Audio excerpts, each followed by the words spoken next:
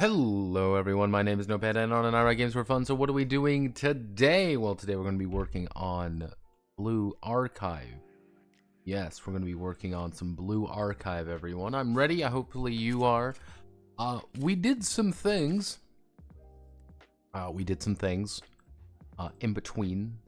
Well, if we start from the top of the order, you could say. I put in elemental forces. Elemental forces are pretty simple. It just upgrades the hit chart. Upgrades the combat result. So if you say roll a scratch, you actually rolled a hit. If you rolled a hit, 2 hit, 3 hit, crit. Pretty much the thing is you have to, once you get an attack type, if you beat their armor, you're going to have a better time. However, I felt that it wasn't quite enough. So I gave all of them critical effects. That's like kind of the main advantage. Where it's like, hey, if you have blast, you actually push them back, which is pretty fucking good, by the way. Because I changed how pushback works to do. You can either push them back a zone, or you can push them back into a worse position. That's your prerogative. You have the option of, if you have Mystic, you inflict the exposed condition, which is a -2, which is a +2 to actually hit them. And on a critical, you're going to ignore the DR, which is pretty fucking good. However, Kalu Kalay, how are we doing today? We also got to how to actually improve your character a little bit. You're going to be getting pretty much commendations and training. Commendations are like the big one. You get it by just completing missions. Some of these look a little bit jank, but bear with me.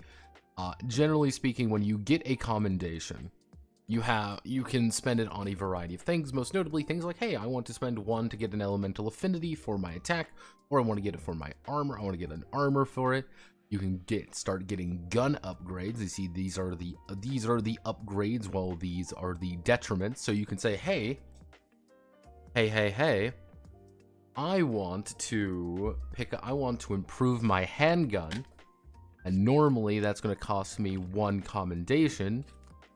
And so I can say, but hey, I want to reduce the damage, but I want to increase my aiming bonus.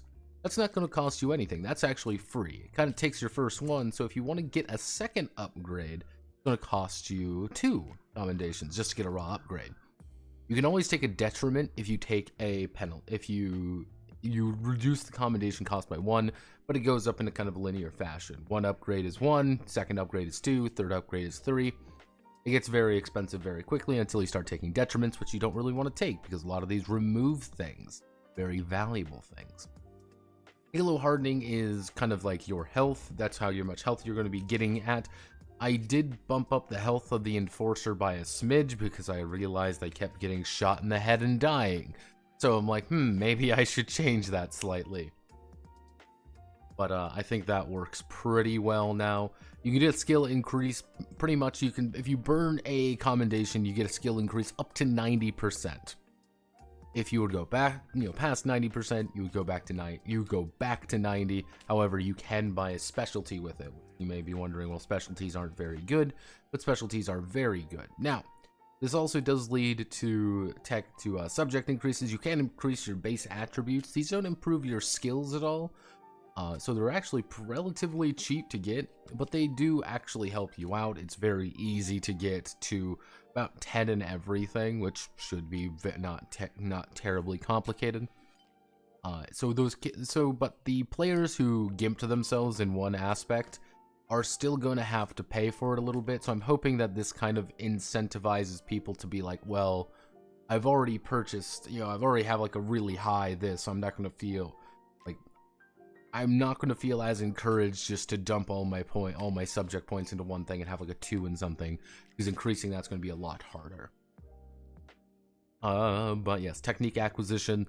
Generally speaking, this is the exact same chart as above. However, you can do, each of the techniques does have 4 different levels at this point, which costs a commendation each to level up. However, you get things such as for example, ally buff damage, increase ally damage by +2 until the end of the round within range 1. It goes up to range 2, goes up by +2 damage, and goes up to range 3.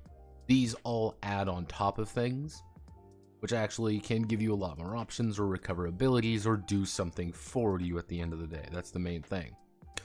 Notepad, how have you been? This is previous weekend. I have constant leg problems that kept me from writing. The previous weekend, I gave myself frostbite one of my fingers.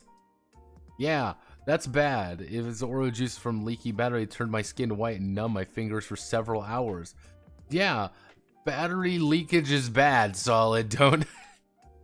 That's bad. Hopefully you got that checked out. Yeah, don't... anytime you say, you think like, oh, that's a battery leak, don't touch it. Yeah, why were you putting your hand in acid? After you spend 10 commendations, just like, you don't have to buy the EX technique, you just get it after you spend 10 commendations, which is maybe even 10 sessions, or it could be more, it could be less depending on if you get some bonus ones. You're gonna get your EX. Your EX is actually just 2, which actually is 3 techniques, but up to 2 at the same time. And you resolve them all at once. However, you have to spend 2 commendations per level to increase it, but everything increases. It's effectively a really efficient technique, but it's expensive to get a hold of. That's kind of the thing. Training, on the other hand, training is a little bit weird, so I'll explain it. Pretty much anytime you fail a skill, anytime you fail any skill, you're going to mark it. At the end of the set, at the end of an episode, you have the option of selecting up to 5 of them to actually make a training test. Actually, no, 4 of them. I changed to 4. 4 of them to make to pretty much make a skill test, skill training with it. So let's say I have, I have my marksman skill, I have my close combat skill, I have my formal science skill, and I have a agility skill. I could make a test on all of those. Effectively, what you do, if you take your D100, if you roll under your skill, you're actually just going to increase it by 1. That's all you're going to do. You're going to increase your skill rating by a single point. If you roll over, pretty much if you, quote, fail the check, if you roll a 92 or whatever, you are instead going to increase it by 1d5, which is pretty much half of just 1d10.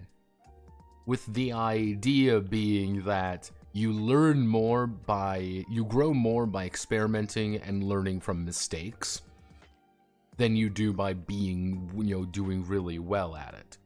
But you have to fail the check to even get, to even have a chance of doing it. So that's kind of the catch there. It's like, the goal there is like, please, I'm encouraging you to really develop your skills a little bit. I'm encouraging you to look beyond things.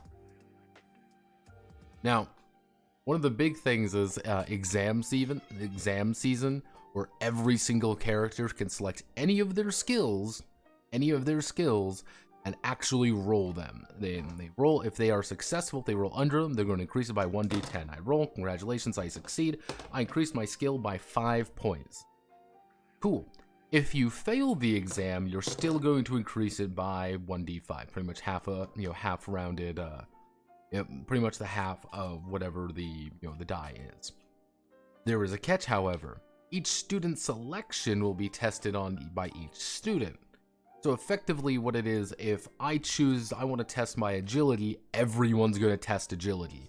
Someone wants to test their formal science, everyone's going to test their formal science. It's pretty much a way for... It's encouraging players who may not be very good at things to work with their, kind of work with their friends a little bit, being like, hey, I'm going to do this, what are you guys thinking?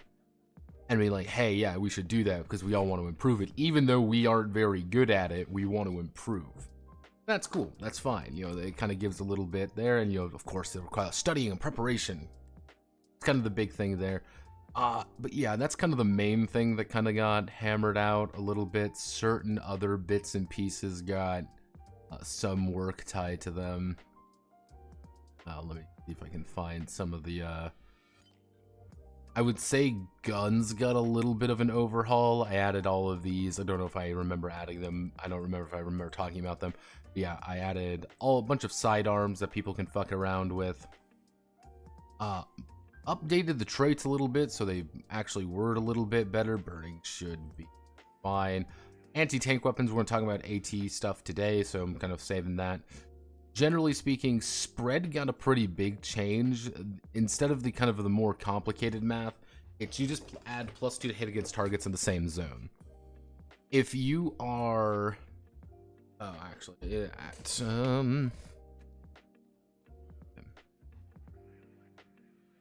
range 0. Pretty much the idea is, if you have a shotgun, you're going to have a lot easier time hitting people who are super close. But you should never be, like, discouraged to shoot from back. That's kind of the idea. Like, shotgun wants to close the distance, while the SMG, while they do share a lot of... While they share damage and range, the way they choose to do things is very different, because the SMG can slap a lot of attachments on, while the shotgun can't. The SMG actually has has the most amount of attachments they can actually strap to a gun. The pistol, on the other hand, pistol is kind of the odd boy out. However, I think adding the sidearms would work, because effectively, if you're rolling with a ballistic shield and a pistol, you have a 5 damage reduction off the top.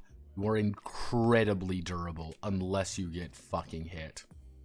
That's kind of the issue. Is it's like the big things that can actually pierce ballistic shields are going to, and you're going to have a heavier, you're going to have a very bad initiative penalty right off the bat, which is something that you may not want. Where, if you're a tank, do you really want to say, like, hey, sorry everybody, I rolled a 2, so one of you is going to go last. Like, one of you is going to go dead last in this fight, and you are not going to have fun. The bag of battery looks like Halloween, though. Seems they were good. How does this name sound? Fantasia, fantasy. Fantasia, Greek sense of dreams. Fantasies, tales and stories. Yeah, Fantasia's fantasy. Fantasia of fantasy sounds like a Japanese RPG, but... Hello, everyone. Welcome to Fantasia of Fantasy. We have Steve Bloom voicing the main character. He's a teenage anime boy. It's 700 hours long to complete. You know exactly the kind of game I'm talking about, but yes. That generally is everything that was kind of fixed up and changed. Nothing much was really edited around. I think I changed some things when it came to soldiers and assaults and things like that. Made a lot of small adjustments more than anything. Clarified some parts up here. Small adjustments is what was kind of needed at the moment. So the main thing what we need to do today, the main precipice, you could say, the main thing is we need to do enemies. Op 4 in the city. I know how to do this. I wrote everything down. I wrote everything in my phone. It is just going to be a very long thing because there's just a lot of stuff I gotta do. So we're just gonna power through it. After that, we're gonna work on the club stuff. Clubs should be relatively easy. I have an idea of how to do them already. It's kind of a side thing, but it's like, hey, will there be a Tiger Ball enemy? The way that I am doing enemies is effectively create your own. Like, you may say, wow, that sounds really awful, but it's pretty much like, here's a base template, and you just apply a bunch of little things to them, and then that's it. That's how you make an enemy. They're all going to act vaguely similar. And it's just kind of like, how do you want to do this? The way they do things. Ta-da! Ta-da! Quite literally, boss enemies are just going to be... They are regular player characters with a shit ton more commendations than you. They have a lot more toys to play with than you do. And are better at shooting you in the head. So have fun. Like, no! Not like this! My anime girl, no! So, if you give me one moment, I need to use...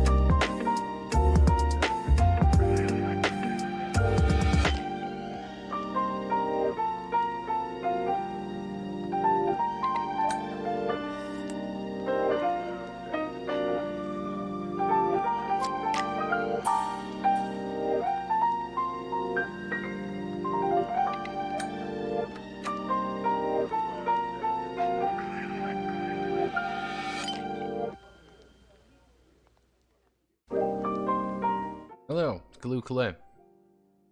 Why do you say it sounds like a Japanese game? The Fantasia of Fantasy. Because Japanese games have a very interesting time when it comes to naming conventions, where they sometimes just string words together that makes no sense. I will never forget fucking Strawberry Panic. And the entire reason that show is named that way is solely due to the fact that they wanted to put the word strawberry in it.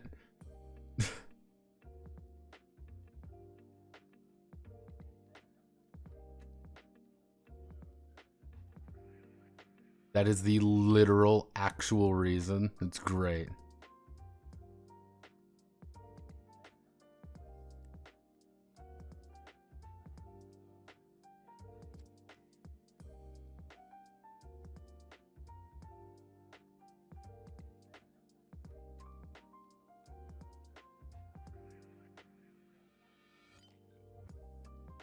Oh, goodness.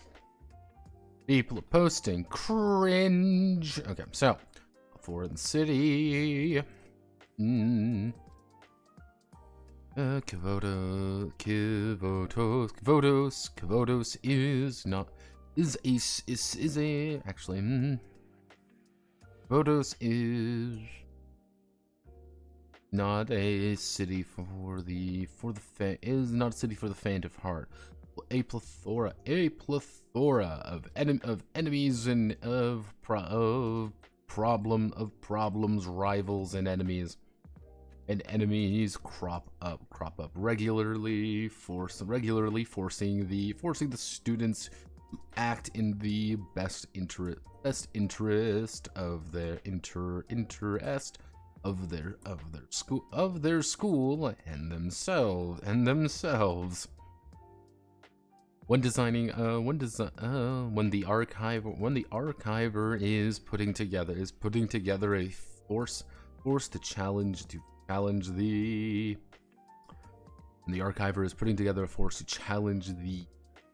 students. They will be making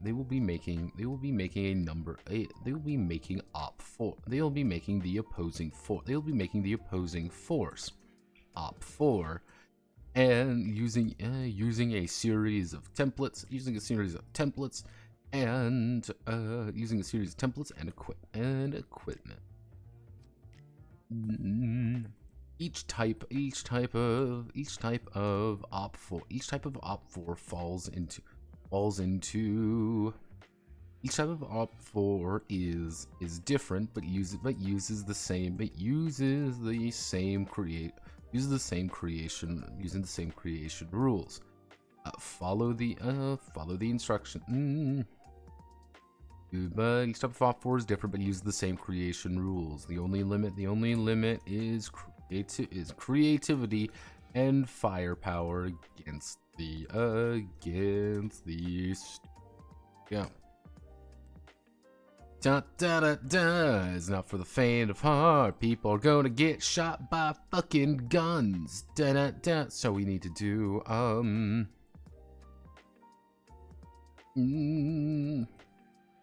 to open up with op 4 super types. In Kavotos. In the heart of the city, there are four major kinds of enemies.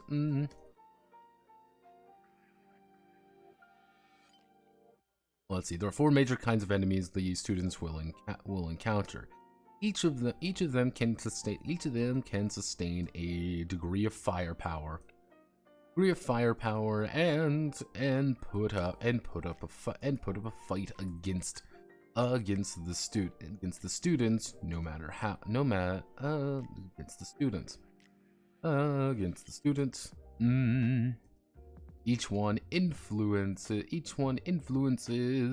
certain aspects of their combat abilities.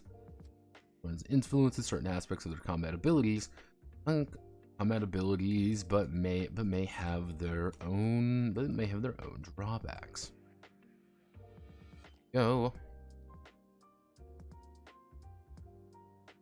Op 4 super types, so we have 4 major degrees of superpower. We're going to insert table 1, 2, 3, 4. Okay, we're going to be doing students, robots, cyborgs, and how do I want to word this?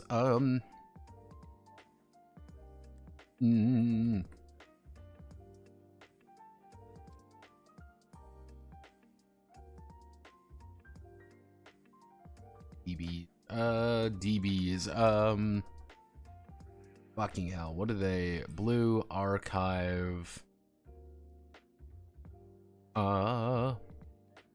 Because one of the issues is that you have, like, there are some clearly mystic bullshit going on, like very clear mystic bullshit, mostly by the presence of these motherfuckers. They are quite literally, yeah.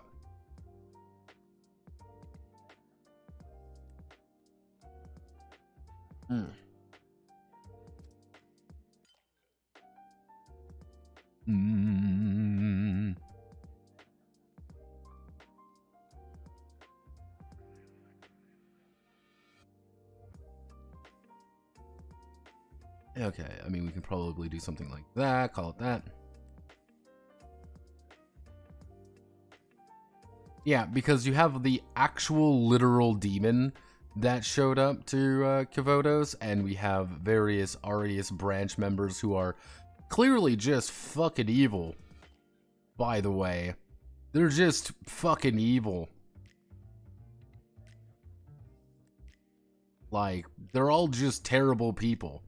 You may be like, oh, well, they're not really that bad. They're actually secretly good people who are totally fine. No. They are literally just crazy people. They're just insane.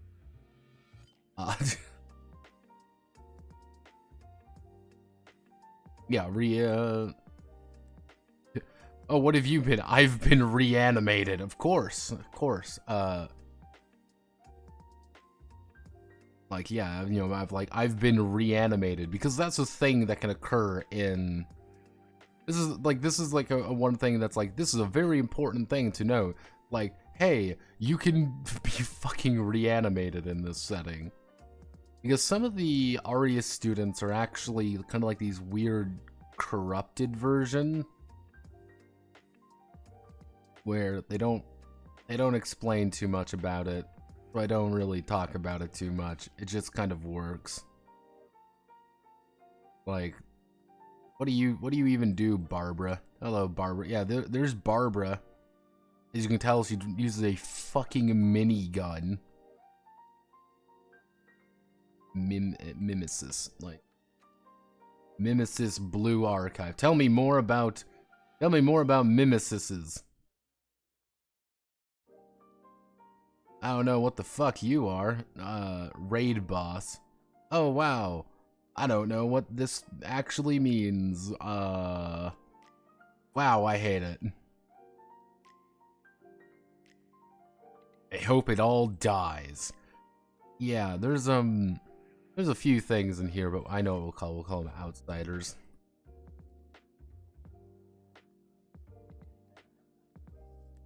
How about dreaming of fairy tales or dreams of fairy tales? Do whatever you sounds good to you. I mean, Fantasia Fantasy isn't a bad name. I'm just saying it sounds vaguely Japanese. Students attending one of Kavodos's many academies. Many academies, the most common type of enemy, the most common type. If we do something like this, robots.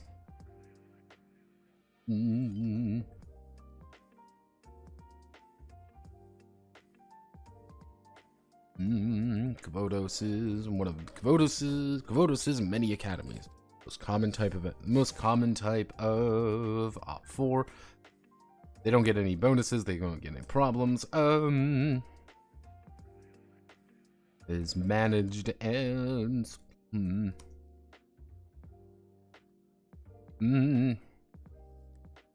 My automated, managed and supplied by automated robots.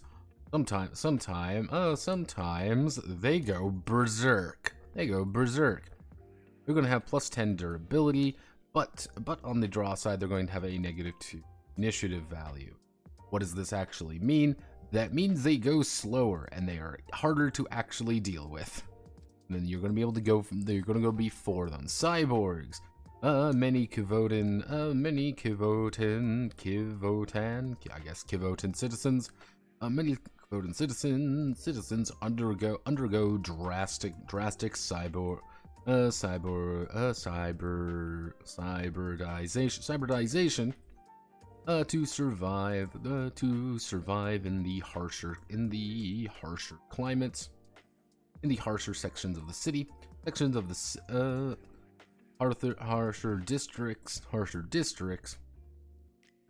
corporate demands, or medical necessity, or medical urgency.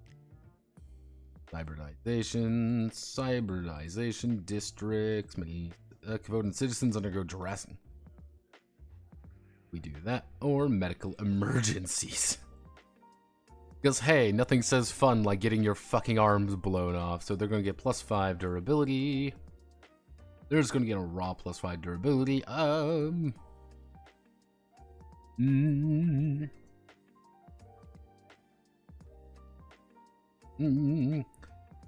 Beings outside of Kivotos's reality. Beings outside of Kivotos's reality.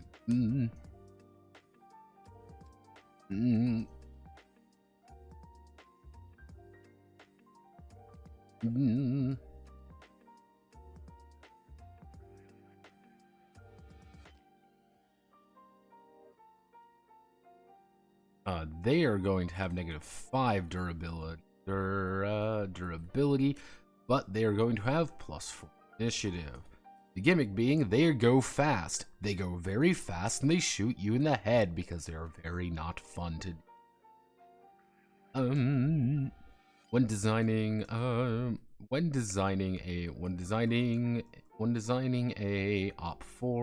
an op4, choose a first thing to do is choose a super type for them to embody. Let's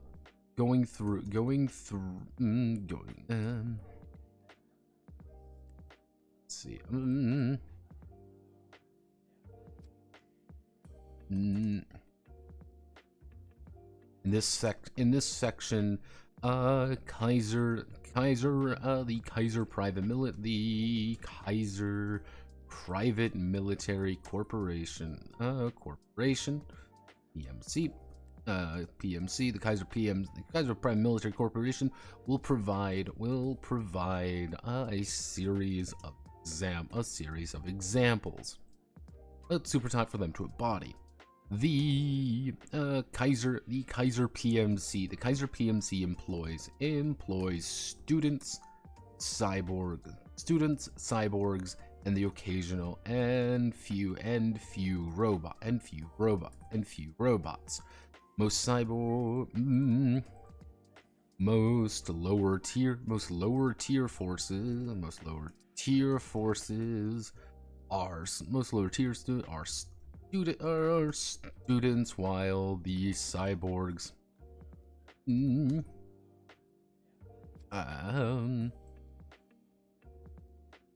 main body forces, most main infantry forces are students, while cyborgs and robots support well, cyborgs and robots support. There we go. We can do that. We can add an image of like a Kaiser CEO there, make things nice and simple. So next we are going to be going down each of the types. So we've discovered our OP4 super type. Next we're going to be worrying about minions. I don't know what to call them. They're just, actually we can call them grunts probably. fodder, grunts, minions. What would be a good name for...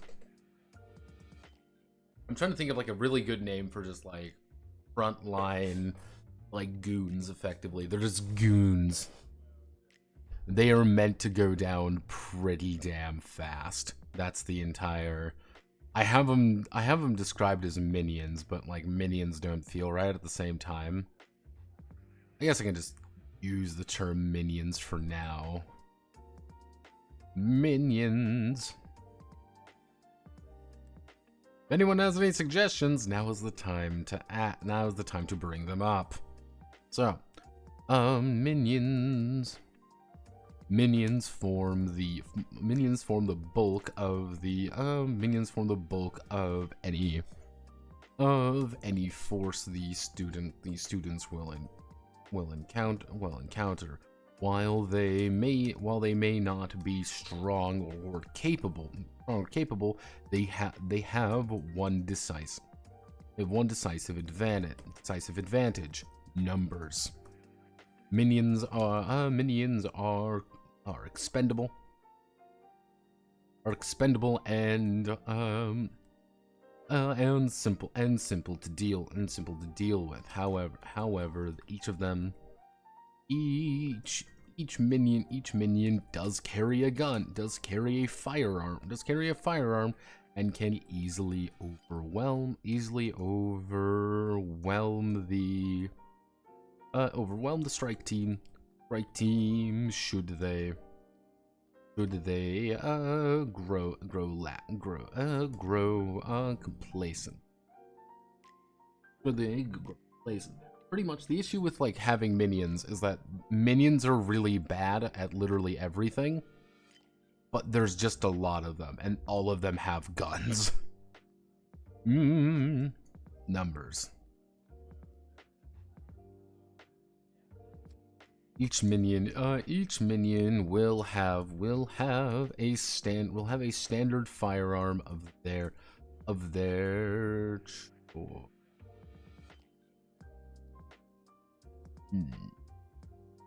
Yeah, I know what to do. Here's what we're gonna do. Okay, so each minion will have a standard firearm of their choice, which will break them down further into different squads for purposes of determining their initiative. Every student with the same type of gun will have the same initiative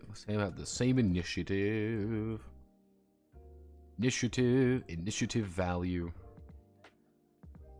That's never a good sign when you see like everyone going. It'll have the same initiative value and will act at that moment. Okay, cool. We go all the way up here back to our guns. Give me my guns. Love guns. Gunzerk. I am the gunman. Yes, gungins. I am a gungin. Have no fear, everyone. I wish to be a gungin. They do not have attachments.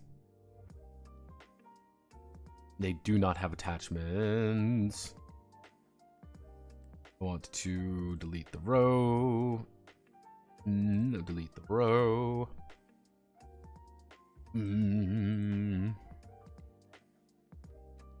Because I want to keep everything here. We're gonna do this.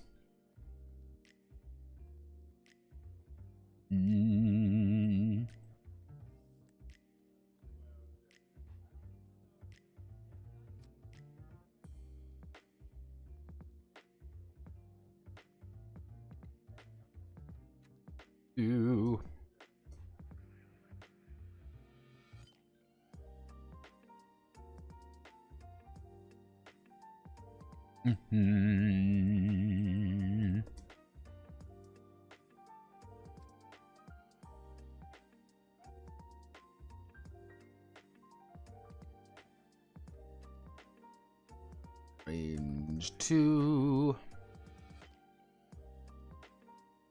Yes, because they effectively use the exact same guns that you all do.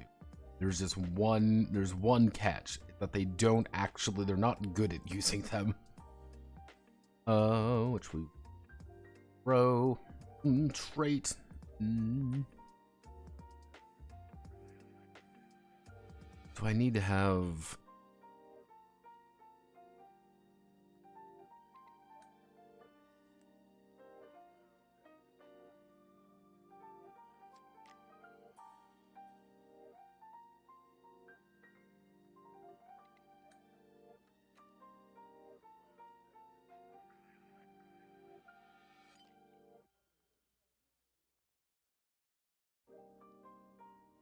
this. So we do this. So assault rifle is going to have, so let's say handgun is going to have an initiative of 8. Machine gun is going to have an initiative of 4. Rifle is going to have initiative of 3. SMG is going to have initiative of 6. Shotgun is actually no.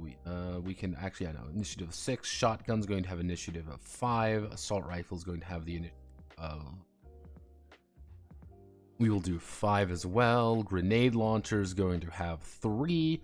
Flamethrower is going to be 2, and rocket launcher is going to be 1. This may seem very low, but remember, one thing I want you to kind of get across is that a single minion, there might be 4 minions using assault rifles, and that's 4 attacks against you. Them going on initiative 5 means there are going to be 4 people acting at once when you in range, and all of them are going to take their die, and all of them are going to fire at you. And it's like, oh, well, I'm in a really bad spot. You know, I've been completely lit the fuck up, and now I am dead. I'm gonna grab my phone because I have all my notes on there.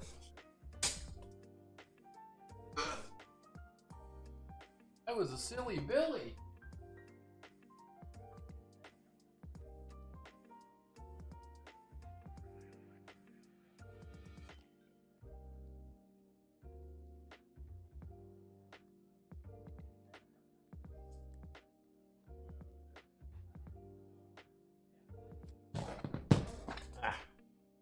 Because actually, fun fact, I took a walk today. I wanted to buy things. Hello. Overconfidence. A little bit. Like, kind of the idea is like, minions are easy to deal with. Minions are going to go down effectively in maybe like 1 or 2 hits. A good rifleman can take down a minion very easily. But it's kind of one of those things, like, if there's a lot of minions, that's a lot of firepower coming at you, and suddenly it's like, we need to take out 2 of them, we need to take out 3 of them, we need to get need to get the sniper taking out the minions. But the problem is, if you're taking out the minions, that is a turn that you are now not shooting at something bigger. So it's like, okay, what's the priority? A bunch of little guys that aren't really don't have really any toys to play with, or the one big guy? And if I'm doing my math correctly, there shouldn't be that many of them. Yeah.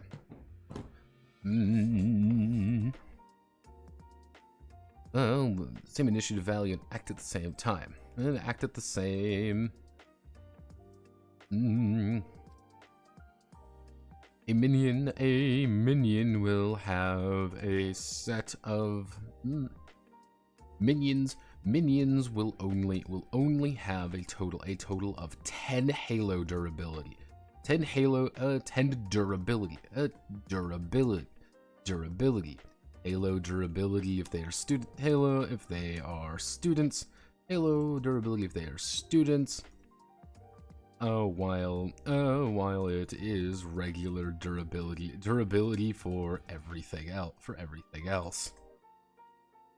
Now, if I want to be really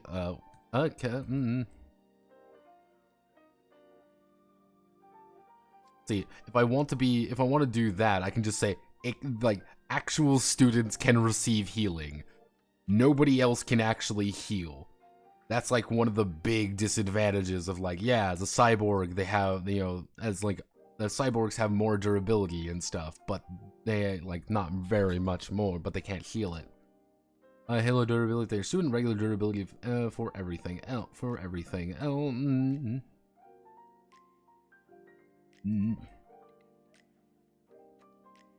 Overwhelm the unprepared. Overwhelm the unprepared. But here's the secret as well. You want to know what can kill a bunch of minions very quickly? I'll give you a secret. It's a fucking grenade. Because grenade does D10 damage. You roll and you've suddenly, like, you toss 2 grenades. Like, if you have 2 frag grenades, you take both frag grenades out and you toss them. And you're going to take 2d10 and you roll and you've taken out an entire group of minions because you just threw a bunch of frags at the problem. But here's the problem. If you're doing that, you're using frag grenades that you could use for something else, because there's probably going to be another wave of minions showing up, and they're probably going to want to kill you.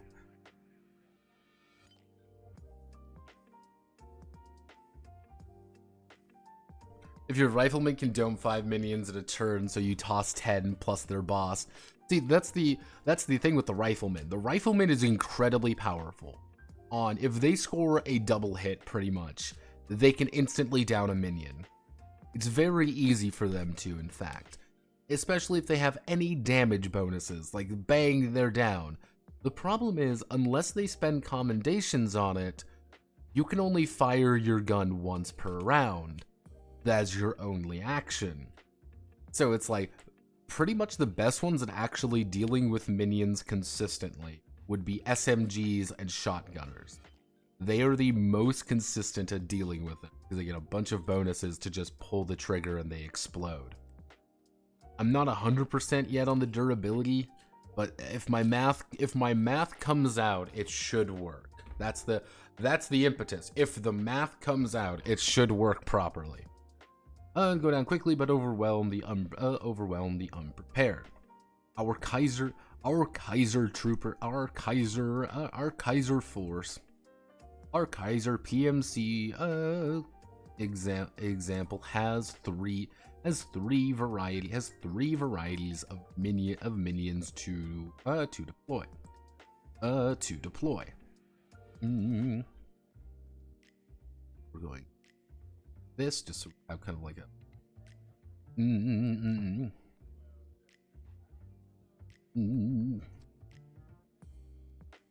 Kaiser student PMC assault rifle. They are going to act on initiative 5. Kaiser student Kaiser student PMC SMG. They act on initiative 6. Kaiser cyborg Kaiser cyborg with a flamethrower. They actually act on initiative 0, but they actually have 15 out of 15 durability. 10 out of 10 Halo durability. Which is one of the reasons that I also wanted to call it durability. Yep. So it's kind of one of those things where you can kind of see the... It's like, alright, so the entire premise is effectively, hey, we've immediately established now... Oh, didn't get that. We've established 3 groups now that we can throw at our players. Those 3 groups are all going to be their own problem child that the students have to deal with, that the students are now, having to confront in some variety. And those can be a problem. Because suddenly there's 4 assault rifle guys. Do we start trying to take them out? Do we focus on the SMG guys? Do we try to worry about the flamethrowers? There's only going to be a few flamethrowers, but they're running up. They're getting close to us. What do we do? Do we shoot them? Do we not shoot them?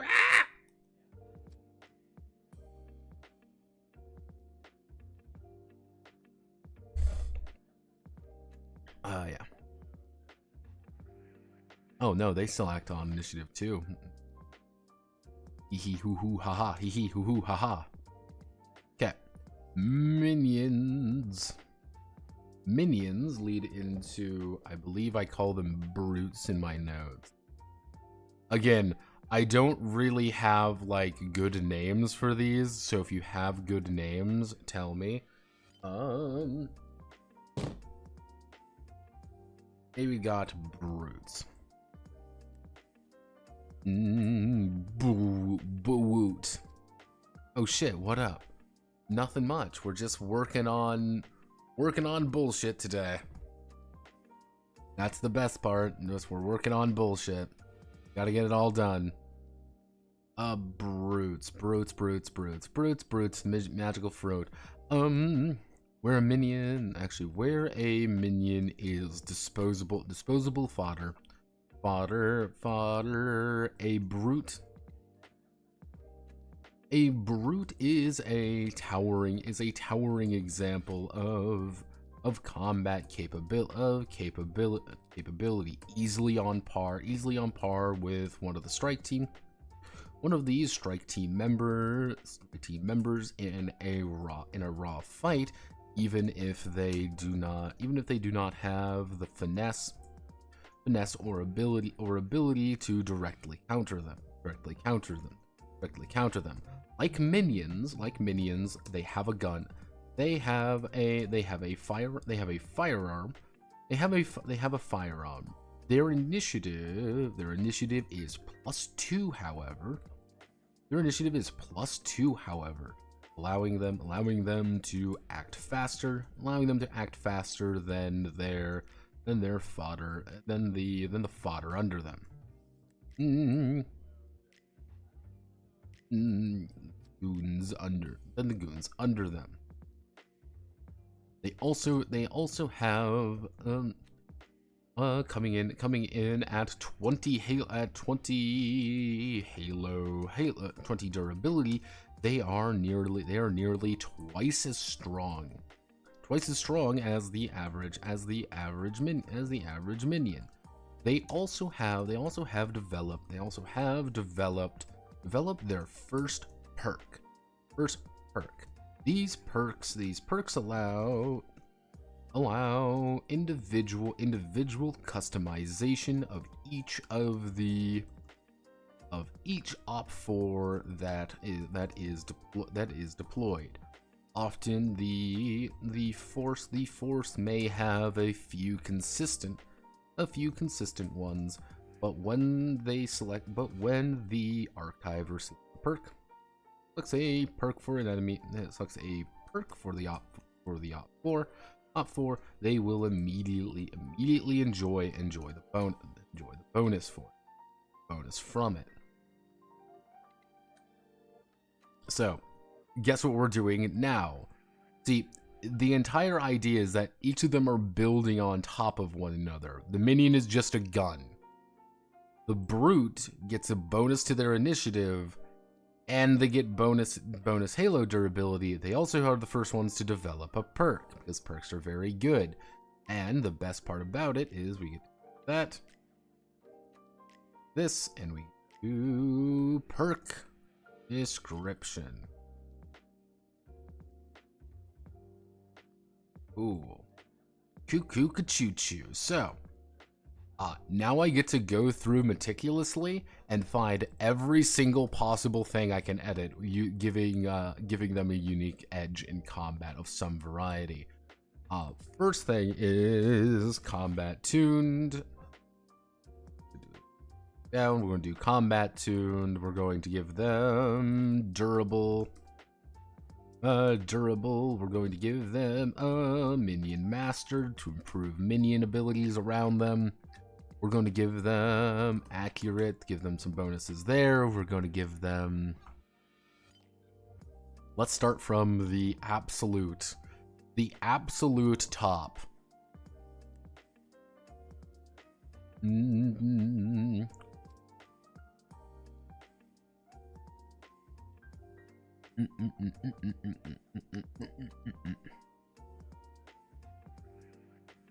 going to have durability, weaponry.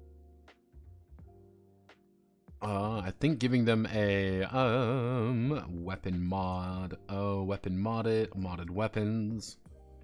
Modded weapon is going to be very good. Not accurate. Range, we're going to give them a plus. We're going to give them that because I think that's pretty decent.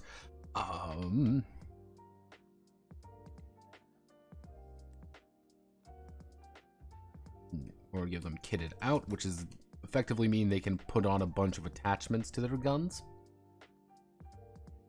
Let's see. Armor. We already kind of have the ability to give them bonus stuff. But we're going to give them armored up. We're going to make that a little bit different rather than just like a little flat bonus. They can get like, hey, you can actually select bonus armor for the initiative penalties. Applied. I'm gonna put utility items there, so they actually start with utility items. Weapon attachments, sidearms, techniques. So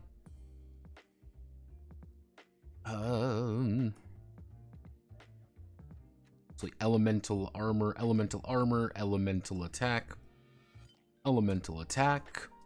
We are going to give them technique mimicry. Very different from a technique. It's technique mimicry. They are spending a perk to mimic an ability, but they can just use it. That's one of the big things there, that they treat it as an action. So it's not as efficient for them to do, but they don't eat your momentum. Scene system, drama phases, slice of life, combat operation,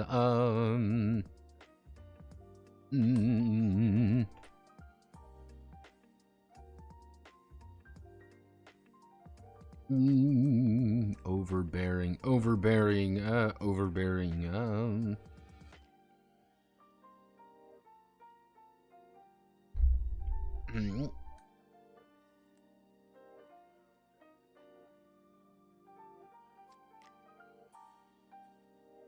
Explosion prone, overbearing presence, explosion prone, medico if we want to be really terrible to literally everyone. There's just a medic on the field now and they heal their friends because you're AIDS. If you want to, like, that's actually my game called Soldiers, Elites, and Leaders. Yeah, it's I have that one in the middle there. I have, minions and brutes can kind of operate the same thing. Sorry, packs, elites, leaders. I think elites and troopers work well for this rank. Yeah, I can work with that. Need specialists like motor minions. That is, if you want to make a specialist, you're either making a brute or an elite, depending on the situation. It's both of them do something slightly different. It's kind of like, what do you want them to be? I think the idea is like, a brute is someone who is just a better fighter than a minion. They're kind of like an up jump minion. But rather than just being fodder, it's the guy who has a special ability. It's the guy, like, who has a special gimmick, effectively, with him. It's like, he's a pretty normal enemy, but he's the annoying enemy that shows up for a battle. While an elite is like, hey, this guy doesn't show up very often, but when he does, oh no! The assault weren't the thing. They were called automatic rifles.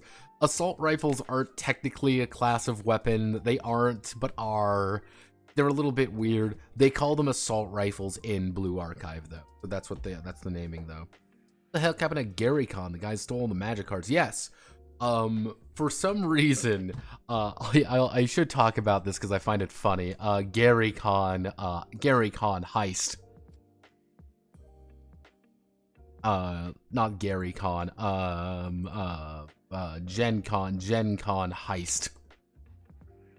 So, what happened was, these two guys walked into the back with a pallet and effectively stole $300,000 worth of magic cards.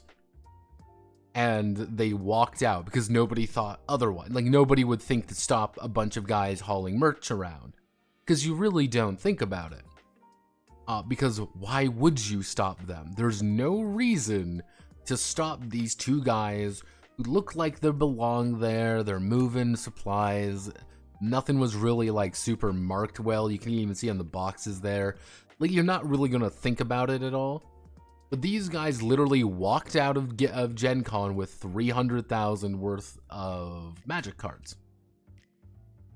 Of just retail price magic cards, mind you. Not like speculative, but like actual $300,000 worth of just supplies. They think they know who they are. And the people they think they are let me find them. TJ, this is TJ Dunbar. It's gonna be yeah, TJ Dunbar. I wonder if they actually show or this castle assault thing. Because let me see if we have. They don't really show themselves. They think it's him because these are the two guys. And that shirt is Castle Assault. Like, that's the Castle Assault, like, thing. And everyone's like, oh, that's a little weird. Especially when you like, yeah, this is TJ Dunbar right here. That's what they're thinking is the guy. And he's worked with stuff before. He's published things before. He's published Castle Assault. They think it's him.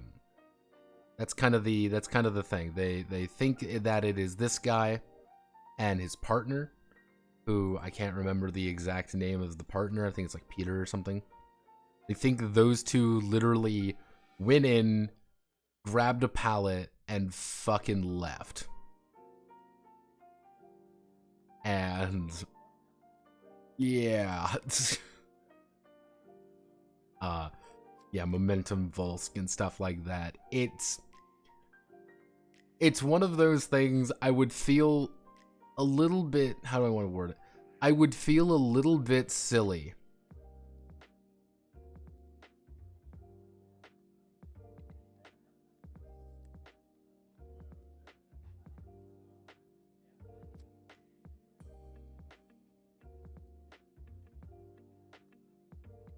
It feels a little, here's the thing with this. It feels ridiculous to think about, like, somebody stole $300,000 worth of magic cards, but they're thinking, like, the guy, like, why would you wear your own merch? That's my question. What, I thought, what about tunnelers and general engineers? The fuck? That's fucking hilarious. One time I ended up in merch hall with like 2.5 hours before it opened, and people didn't question it because I was with another group of people who were supposed to be there. These guys are permabanned from Gen Con, right? I managed to buy some stuff and was only caught after staff noticed my badge but still looked lost and didn't realize how long it was there and didn't make anything out of it. Like, it is no one's fault if you like, here's the thing. If it's no one's fault if you get in there on accident and no one really does things like that. It's not really like, you shouldn't, like, you know, waggle finger, you know, I'm gonna wag my finger at you kind of thing. Like, if you didn't steal anything, that's kind of the big thing. The thing is, if you kind of see, like, right here, the two guys got into the back. That was the big thing, where all the merchandise was. And they picked up everything and left. That was kind of like the big thing. That was a little bit goofy, you know, like permaban from Gen Con. We don't know if it's them. Again, it's, hey, it's suspiciously, you know, they are persons of interest, as you kind of see the note there. This is the thing. They're persons of interest. They think that it is these guys. They are like 95% sure that it's them. It would be. But, like, the thing is, what could have happened? Here's the thing. There's two things that are going to happen now. So what's Gen Con going to do now? Someone double check it? Well, currently it's going to be a criminal investigation. Most likely there will be more security at the next Gen Con, and they'll, like, double check everything. Like, the reason this happened was because they literally clipboarded in and clipboarded out. Are we going to get another Pinkerton incident where they find out nothing? No, the literal Indiana fucking police department, police department is on the case. The New York police are coming because these guys are apparently from New York. This is a criminal investigation because it is $300,000 of actual literal merchandise that these guys stole. And it could have been an accident. Here's the thing. They could have thought, hey, this is our pallet, we're packing up and we're leaving. That's fine. Like, okay, you made a fuck up and you didn't realize till you got home. You should have fucking reported it. Wait, are the police gonna do something at all in New York? Yeah, this is $300,000. Like, the thing is, it's goofy to say, like, oh, it's magic cards or whatever, but, like, think about it. But here's the thing. Like, they didn't steal cards necessarily. They stole a pack. They stole a thing that, like, a box, effectively. Like, I don't know if any of you have ever bought an MTG box before, but they aren't cheap. They're like 40, 50 bucks. Like, if you gotta load, like, a shitty one. Yeah, our MTGs are worth more sealed or retail or when cracked and sold as singles. It depends on what you get and what singles you're dealing with. If you get a really good single, then yeah, they can generally pay for multiple packs. If you get just a shitty pack, they won't pay for anything. Doesn't matter, police have allowed millions of dollars in damages and stolen materials. Here's the thing. With the cases when it comes to millions of dollars of damages and stolen materials, and when you get things like that, they don't have a name, they don't have a face, they don't have another literal police department on it. If they clearly know who these guys are, they have names already. They're going to find them. And if they find a box there, they'll get arrested. Like, kind of like in the Manhattan incident that happened earlier where a bunch of stores got broken into and stuff because that guy was giving away like a bunch of free fucking PS5s or whatever. Like, the big thing that happened there was, who are you going to arrest in a crowd of 1,000 people? Did you throw the first brick? Did we try to arrest all of you at once? Like, do we like get this guy over here? Do we get the ringleader? Everyone gets mad, and you're not going to send in like 5 cops in there to try to quell that. No, that's why things like that don't usually. No one gets arrested for those things because there's no good way of doing it. And it's like, by the time criminal investigations do occur, nothing is. It's a lot more has been lost than gained, and it's better to just try to compensate what you can. This one is like, it's a pretty open and shut case if it is the guys who stole it. If they find out they did steal it, these guys can face jail time. Like, literal actual jail time.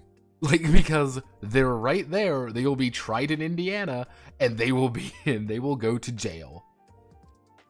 Like, it's funny because, again, you think it's so dumb and be like, oh, it's just magic cards. Like, no, they literally stole product. They took product from a person and stole it from them. They took it and have delivered it to another place. Their faces are on camera. They have a shirt saying this is probably you. Like, it's one of those things being like, this is a pretty open and shut case if it is the case. And again, it could have been like, what do you mean? We just took our boxes. I have no idea what the fuck you were on about that we stole a bunch of magic cards. So what happens if it was a mistake? And they just grabbed the wrong boxes and have just never checked? Everything will get returned. It will be, probably someone will get a call. There'll probably be a mess of like, wait, you stole all our castle assault stuff, but we took these boxes, we thought it was this, and then it'll just be an annoying thing for everyone involved kind of thing. If it is a mistake. If it isn't those guys, then then they should have issued a retraction. The thing is, what's going to happen if it isn't these guys, they will almost immediately put out a statement saying, hey, this isn't us, we didn't do this. We don't know who did it. Someone was wearing our merch. They might have been trying to frame us. They might have been trying to just dumb we didn't do this, like, you know, we don't want anyone to get mixed up. It'll run on the certain places and it'll be fine. I don't think this is a mistake though. Because if it was a mistake, here's the thing with this. If it was a mistake, ooh, it would be, if it was a mistake, what would have occurred is the series of fuck ups that would have had to occur for this to occur, if that makes sense. Like, the series of fuck ups is beyond plausibility kind of thing. Because you can say, hey, we picked up the wrong pallet, we thought this was our stuff, we didn't check. Okay, that's at least vaguely plausible. Like, alright, that kind of makes sense. But then someone said, and then it's like, we've never checked any of the boxes since we got home. Okay, that's a little less plausible. We have said absolutely nothing after the $300,000 were reported. Because this was about a week ago now, was when it was reported. And we just didn't see, you just didn't think about it. Again, it's the deniability of plausibility has gotten a lot worse for them. Where, again, if you fuck up and you grab something you weren't supposed to, that's human. You contact Gen Con and you say, hey, we have a palette of games that we don't own. We don't know how we got here. We don't know how it got here. Someone must have fucked up and put it in the back of our truck without thinking about it. Can we, this is what the game is. This is what we're doing with. Can we get a phone number for these people? Is $300,000 federal? Like, let me check. Like,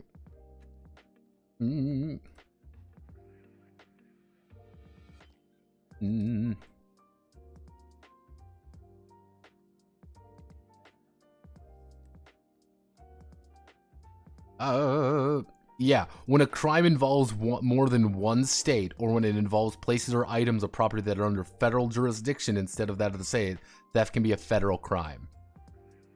Because here's the fucked up thing. This is the really fucked up thing, and they've officially made it a federal crime. Fun fact is they stole from a Washington-based company in Indianapolis, and they are from New York. They crossed 3 lines. It's going to be very unfun for them, and a lot of property stolen is 1,000 or less. It is a federal misdemeanor. You can face up to 1 year fines of up to $100,000. It's a felony offense. They have a full felony offense here if they get found out. Between 3 states now. They are fucked if they get in there. Like, these 2 guys are completely fucked if they... What's the prison time? Like,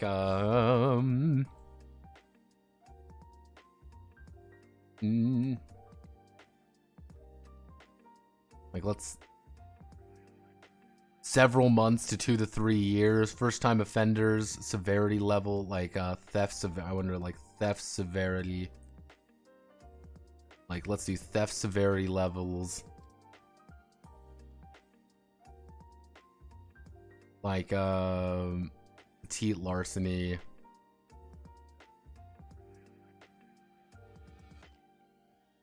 Like,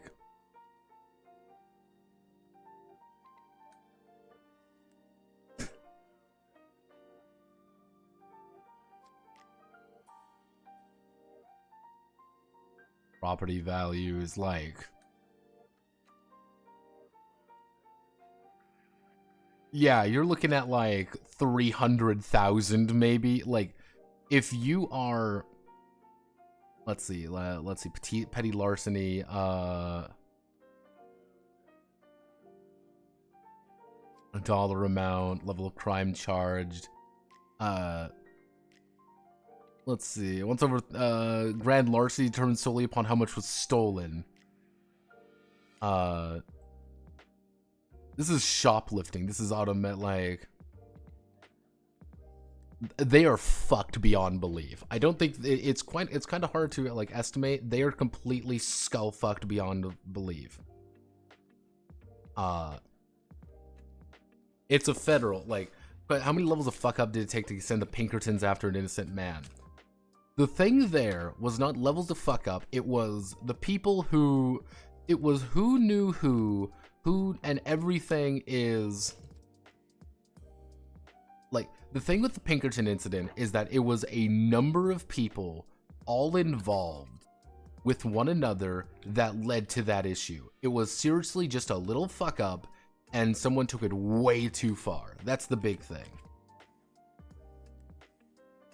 Like, I don't think there's enough to disappear and retire with. Weird why they do it. Like, yeah, I'm thinking that it's either going to be a prolonged fuck up, like, and it'll be a comical fuck up at this point, or it was, they were trying to be like sneaky about it, like no one will find us, it's just a bunch of magic cards. No one will give a shit about it because we'll take it, we'll sell them, we'll make some money, and no one will care. Because it's magic cards, and there will be no cameras around to find us. And generally speaking, if they just did that, they could have just claimed, we grabbed our stuff and left. But they didn't. That's the thing. They wore the merch, they wore the ideas, they had the right look, everything about them. It would be the perfect heist if it was legitimately anyone else. I seriously doubt these guys have the money or pay any of the fine or bail money they needed for this. If they get caught at this point, I would say they're facing probably a minimum of like 2-3 years jail time. Probably more, if it's as bad as they think. Because the thing is, this is the big thing. If it is proven that they planned this, that if they actually planned this out, then it's bad. Then it's real bad. Then it's like, this was premeditated. And things that are premeditated are usually more severely punished. And it's things like, why aren't shoplifters punished more often? Because generally speaking, most shoplifters and things like that, it's kind of a momentary, like, a judge is not gonna send you to jail for stealing, like, a $20 worth of diapers. No, a judge is not going to send you there. If you get caught, they're going to say, play it fucking back, get the fuck out of here. You are a goddamn waste of space. They're not going to do that. It is not worth their time. Yeah, like, that's kind of, it's like shoplifting happens because it's a moment of, yeah, it's, shoplifting is moments of opportunity. I've seen shoplifting literally in action. It was a thing that we actually had to go through training when I was working at a local place here. It's a thing that occurs because people are desperate. And generally speaking, it's a little bit less. You stole $50 worth of food. No one's gonna give a shit about it. That's something that the $1 million company does not care about. It's annoying, but no. You steal a $900 TV?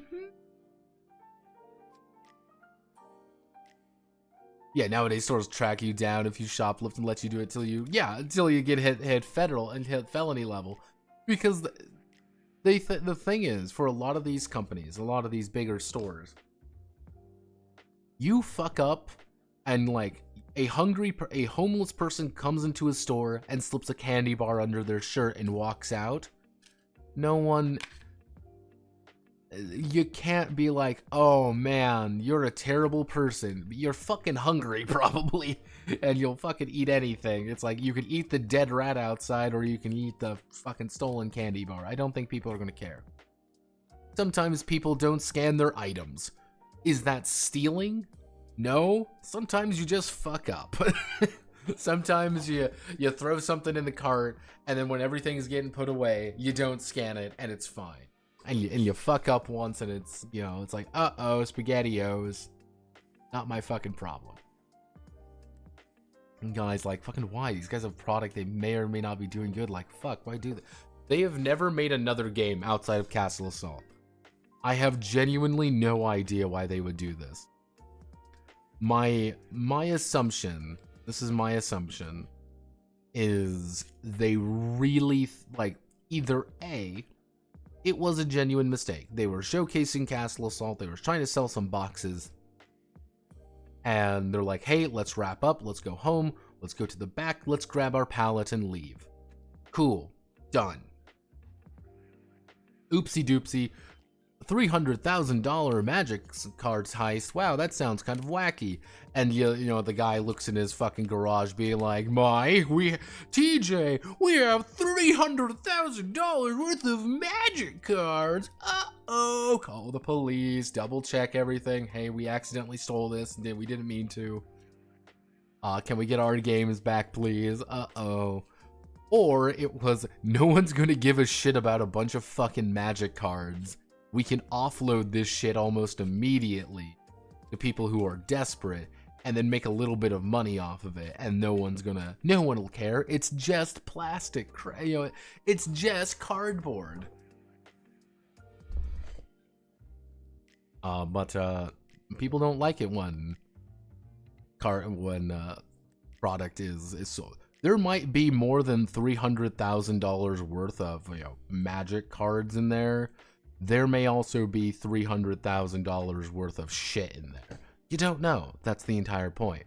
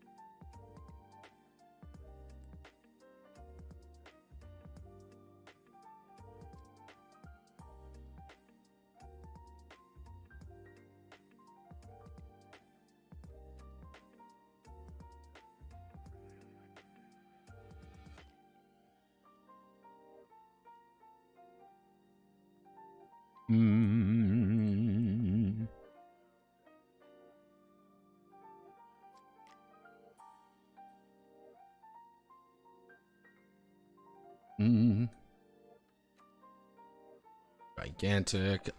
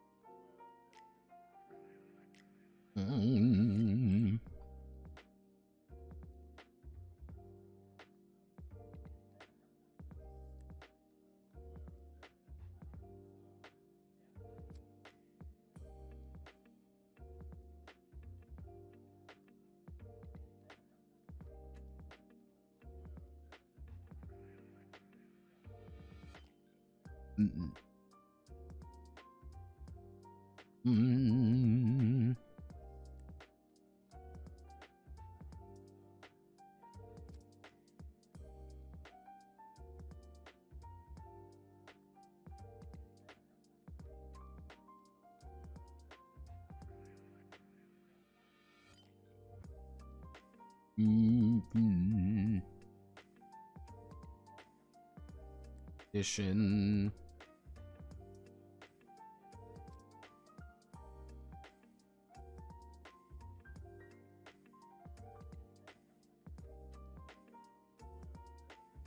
Modded weapon, range, kitted out, armored up, supplied, elemental armor, elemental weapon, technique mimicry.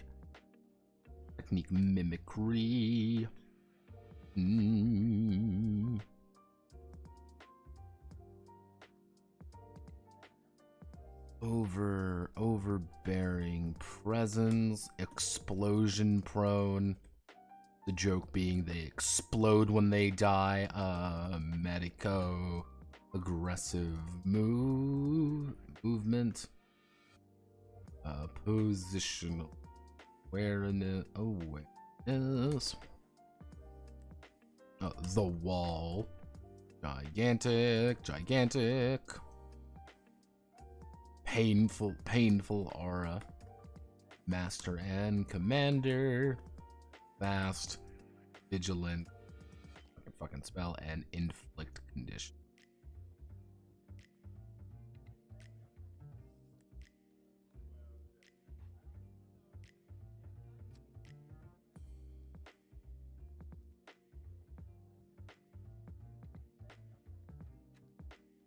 Something like this. And okay, so basic description: combat tuned. Deal +1. Deal +1 damage. Durable. Add +10 durability. 10 durability. Minion master. All minions in the same zone game. +1 to attack. Accurate. Add +2 to attack. To the attack. Modded weapon. May use any attachments of their choice for their gun or their firearm. Range.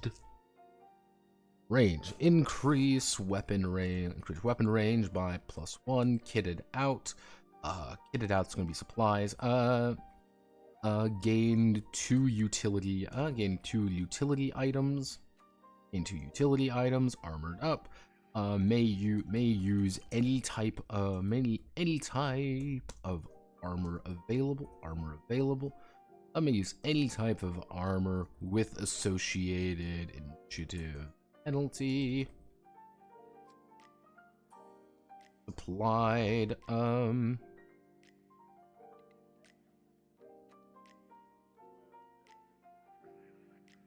Actually,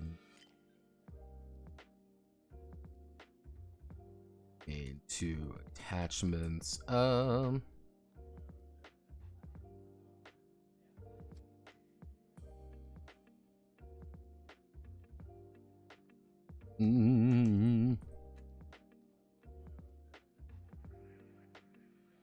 Pretty much they can add 2 modifications and a drawback. That gives you just a little bit of wiggle room there. Elemental armor.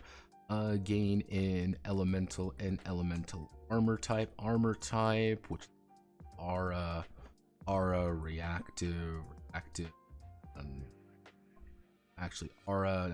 armored.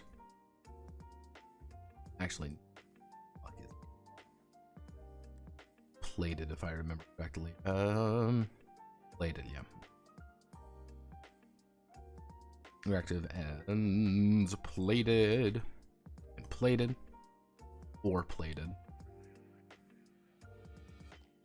Gain in elemental attack type, which is going to be blast, pierce, and mystic. Technique mimicry. Choose a technique. Choose a technique. May use that technique for an action. May use that technique for an action. Overbearing presence.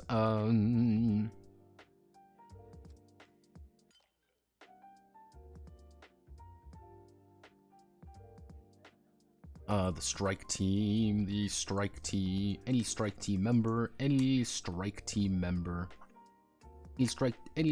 of the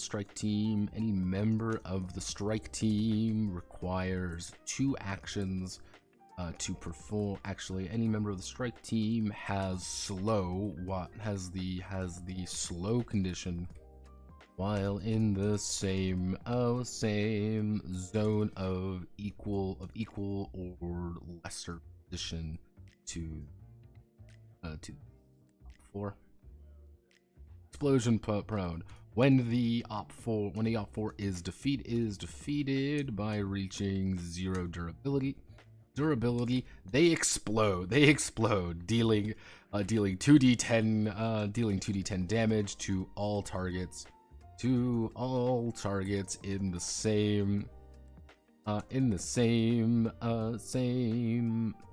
zone of equal or lesser. They just explode. They get treated. Actually, no, we'll do 2d. We'll do 1d10. Yeah, it's a little bit like, oh hey, if you're using an explosion-prone enemy, their job is to run at you as fast as possible with a shotgun, and then when they die, they just turn into a grenade. Yes, junkie snort ground. Yeah. Average rat is 650 cal, approximately 3 packages of Reese's cups. Also buy when it's much cheaper to buy proxies from shady Chinese companies. The question is, anyone actually took time to contact them? Probably at this point. Oh shit, you got new stuff. Get rid of this stretch option and cute hedgehog. Yes, I did. 3d6. I did get rid of 3d6. I have to work with d10s, Spartan. I'm pretty much every single. Oh god. Every single thing in this game is a D10 based. It's D5s, D10s.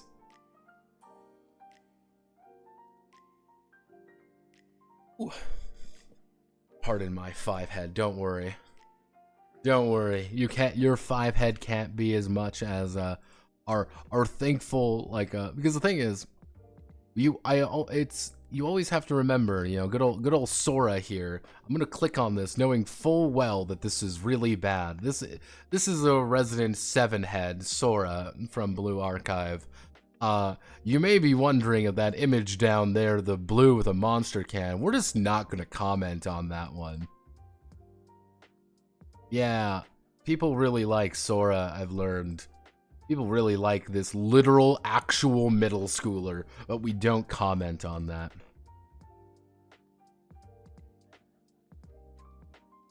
Your notes are covering the forehead. Good. Hey, Notepad, is there any upcoming tabletop roleplay game that you're looking forward to? Well, nothing like immediate. I do have, for stream-wise, I do have a very special game this weekend. The most important fantasy game of all time, so that'll be fun to go over. I need to update the Twitch. That's what I need to do. I need to update a bunch of things with the schedule. Next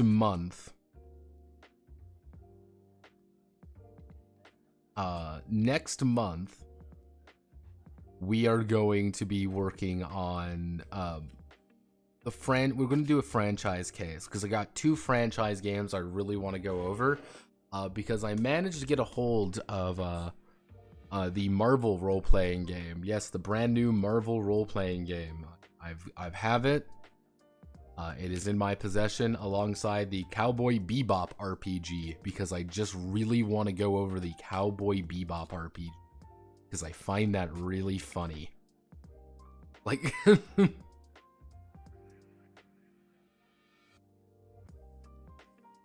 medical. Actually, we should do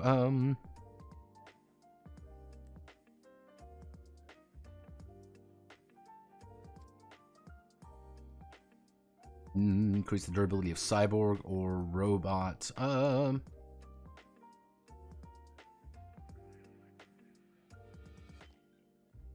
Aggressive movement.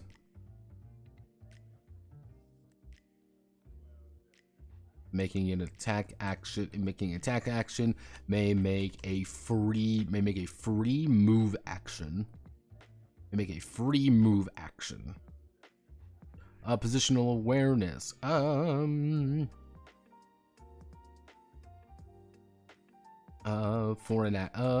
using the reposition action, it instantly add a +8 to the add a +8 the wall.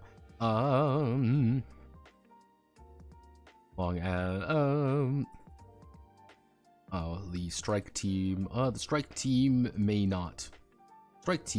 not pass through any zone or any zone of equal or lower position where this op4 is currently located.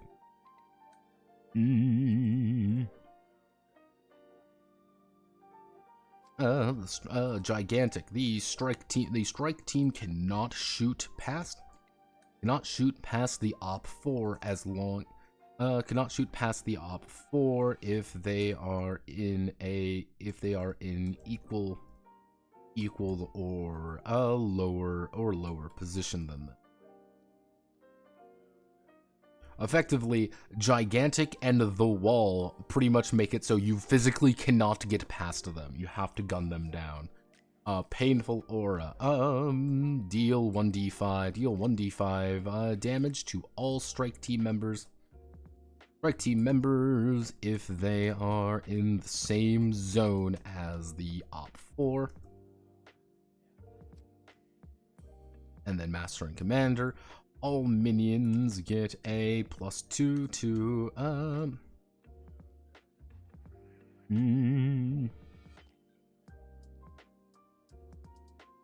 may spend an action to grant a minion in action. Spend an action to grant a minion in action. Fast, add +4 initiative. Vigilant, add +2 to Overwatch. When using the Overwatch action. And inflict condition. Foreign action. When making an attack on a critical, the op4 will inflict a condition of their choice. Actually, will inflict a chosen condition. Making an attack on when making an attack, on a critical, the op4 will inflict chosen.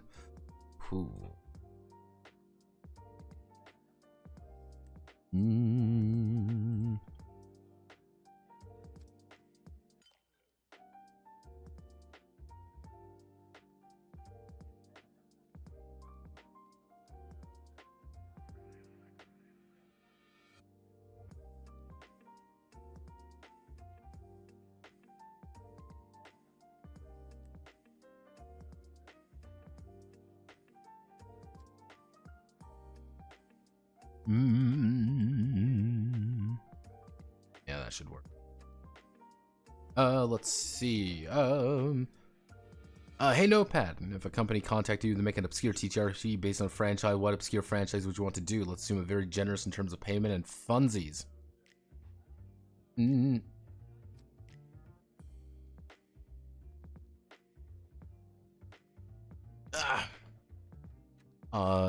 Generally speaking, I would be kind of down for like anything really. That's kind of the funny thing. It's kind of a cop-out answer, but like I think if I were to be like I have to choose like a franchise, like a single franchise, probably Dragon's Dogma, because I would love to do a Dragon's Dogma game. I think I know how to do it. It'll be a bitch to do, but I know how. Yeah, so that's my answer. Capcom, give me money. There's no way to do health drain as is. No idea what the fuck you're on about.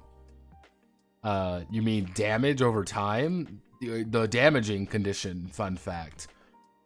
Because I initially wanted to break it down into like, oh, you're on fire. Oh, you are on, as in vampirism. Yeah, there's no vampirism in the game. Yeah, there's no vampirism. Nor do I plan on adding vampirism, because vampirism introduces... here's the thing. Vampirism is the best thing in any game ever, unless it's completely useless. Because effectively what it does is say, hey, I do a shit ton of damage, and I get all my health back. I can't make Tsurugi. If you What do you fucking mean? She heals herself slightly. She uses an EX ability then. That would be the big thing. She uses an EX and she heals herself when she does a shit ton of damage. That's what it would be. You do 2 direct target attacks. If you want to do something like that, you make a direct target attack. You can make a technique that heals you over time pretty easily. Generally speaking, there's ways to make that. The thing is with Tsurugi that makes her work in that, because it is you guessed it, a fucking auto battler. And that is just how it works. Hey, Notepad, as player, you would take a sword that has a flat out better damage output, a sword that if you hit someone with it, sets on fire for 1d4 damage. You need to spend their turn packing and putting themselves out. Also, I meant like healing 1 HP per hit. So effectively, okay, I'll address that in a second. Scribble. Take a sword with flat out better damage output of the sword that if you hit someone with it, sets on fire. It depends on the likelihood of me actually setting you on fire, the amount of damage that fire does, and the amount of like the action economy in a game kind of thing. Because it's like, oh, it does 1d4 fire damage. If you have 7 health, that's really bad. You'll die immediately. If you have a 400 health, suddenly that's not as valuable. That's kind of the idea. Things like that have a lot of like back context to them, where it's like, yeah, hey, doing just better damage is really good if they don't have a lot of health to begin with. If they have a lot of health to begin with, then doing dots are usually the best way to go, because dots are valuable. I meant like healing 1 HP per hit. Well, here's 2 things with that, Scribble. In the current state of being, of course. In the current state of the service. Either A, I create a completely new condition for a weapon, in which case you're going to have to add a vampirism ability. And at that point, you have to ask yourself, what do you do per hit? So 1 HP per hit, that's not going to be useful. Maximum, you're going to be generating 3 hits. Generally speaking, 3 durability. Here, let me actually roll my assault rifle damage real fast. Wowie zowie, I've done 12 damage to you. Bang, bang, bang. That 3 HP doesn't really do much. So, but ignoring that, let's just say we'll stick with your idea currently. 1 HP per hit. So, currently the state of being is pretty simple. We have to add the new tag to it. Okay, how do we acquire the tag? We can't give it to someone right off the bat, obviously. That's a little broken. So what would occur is that we would need to give it to a character. Let's say we give it to we have to give it a commendation. Okay, we have to add a new commendation to add that particular new tag. So if you add that new particular tag, that's 1 commendation. You can add a problem to it, but you probably need to add something else to it to balance out the way things are. So, added all of that together for something that is fundamentally useless. And remember, there is no HP in the game. It's durability. That's why. There's a method to my madness, Scribble. That method to my madness is efficiency. Ah! Woo! Woo! There's certain things that I simply cannot adapt from the game because the game is a fucking auto battler. Woo! Don't you know I'm part of the fucking goof troop? Come on, it's like you don't know that I'm secretly a part of the goof troop. I've always been a part of the goof troop, kids. Goofy! Goofy! What are you doing? Put down the gun, Goofy! Yuck! Ah! You shot Donald! Goofy! Goofy! Let's... So we need to... Brutes act as the midpoint of difficulty. And specialists. They allow the students to have their first taste of more difficult and complicated enemies to fight. Kaiser, Kaiser PMC, paramilitary corporation, employs many types of brutes that can all influence the battle in their own unique devastating ways. So we'll take this. We're going to go here. Kaiser cyborg. So we need to do. We want to make a few Kaisers. So we want to do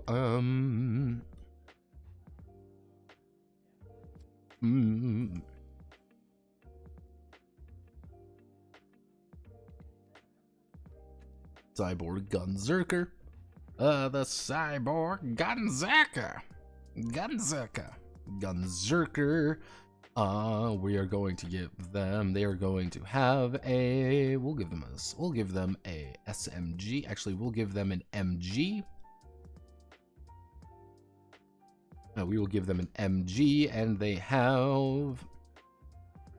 Let me see, what's the MG initiative? They have initiative 6. Initiative 6. Durability 25 out of 25. And they also have where is it? They have, I thought, but Billy, I'm a silly Billy. Oopsie doopsie.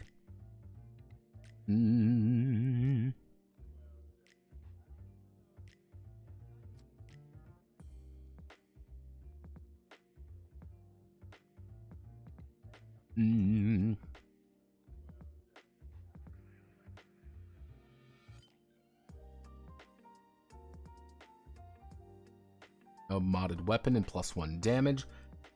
They can literally run up to you at full speed with a heavy machine gun, because that's their entire gimmick. We are going to do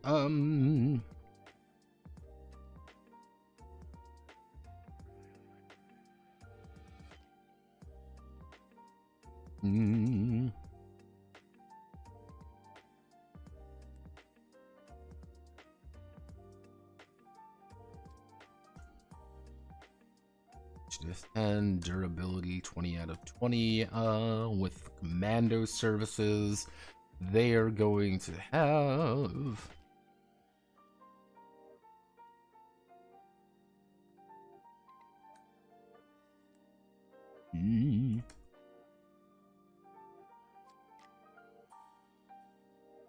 they're going to have aggressive movement.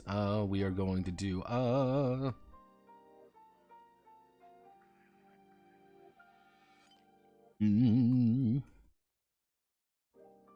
Doggo. Doggo is going to have a grenade launcher. They are going to have, let's see, initiative 3. Robots have a natural initiative -2 with +2. So they have a 3. Durability of 30 out of 30. And because they are a Doggo, they are going to have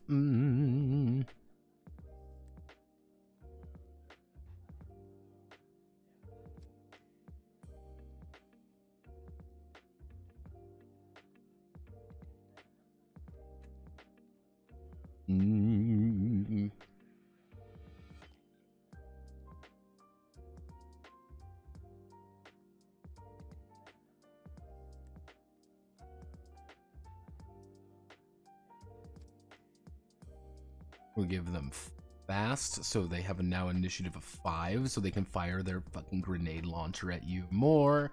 What would be another good one? And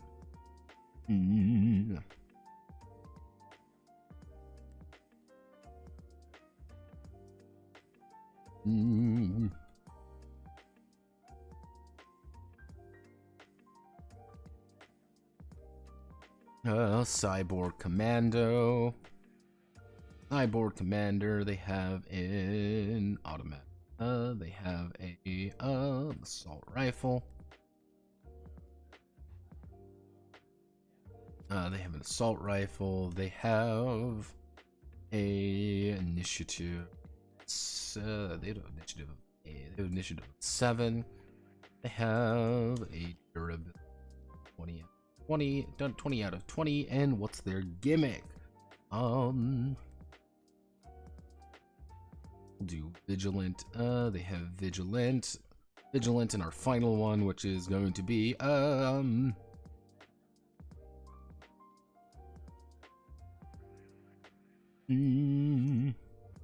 remote command operator. They have a handgun. Remote command operator. They have a very small gun. They have an initiative of, let's see, with a robot they have -2, so they in fact have initiative 8, durability of 30 out of 30. They actually have master and commander. That's their thing. Here we go.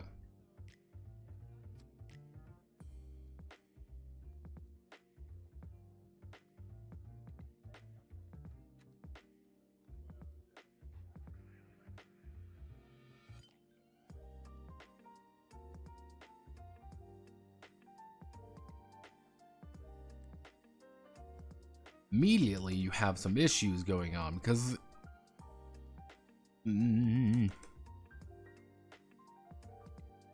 moment a cyborg gunzerker, the second the gunzerker shows up, he is a brick shithouse of a man. He is going to sprint at you at max speed with the full intent of just hurting you. There is not going to be anything fun. There is not going to be anything amusing about it. It is going to hurt you.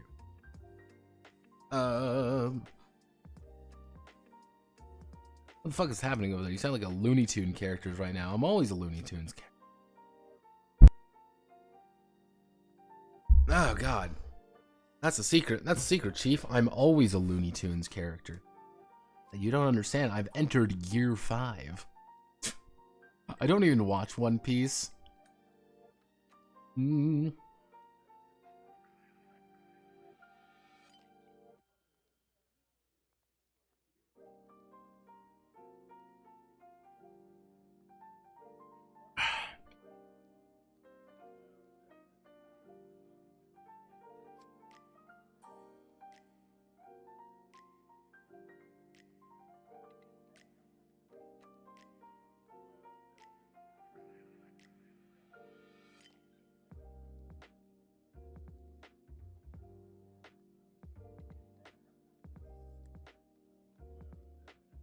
Let's see. Hey, Notepad, what punk setting or just general setting do you have not seen done much? Like, okay, there's punk setting and there's general setting that you wish is prominent. See, it's funny you ask that because I've seen quite a few different settings. Like I think like my big thing that I would like to see more is more exotic fantasy settings, if that makes sense. And it's kind of saying like, well, there's plenty of exotic fantasy settings, but a lot of the fantasy settings I see are either like so weird and out there and like so ill-defined that it loops around into not being anything. It's like this isn't a setting, this is a series of tables. Or you end up with being like, it's time to go into another hole in the ground in our vaguely medieval fantasy setting TM.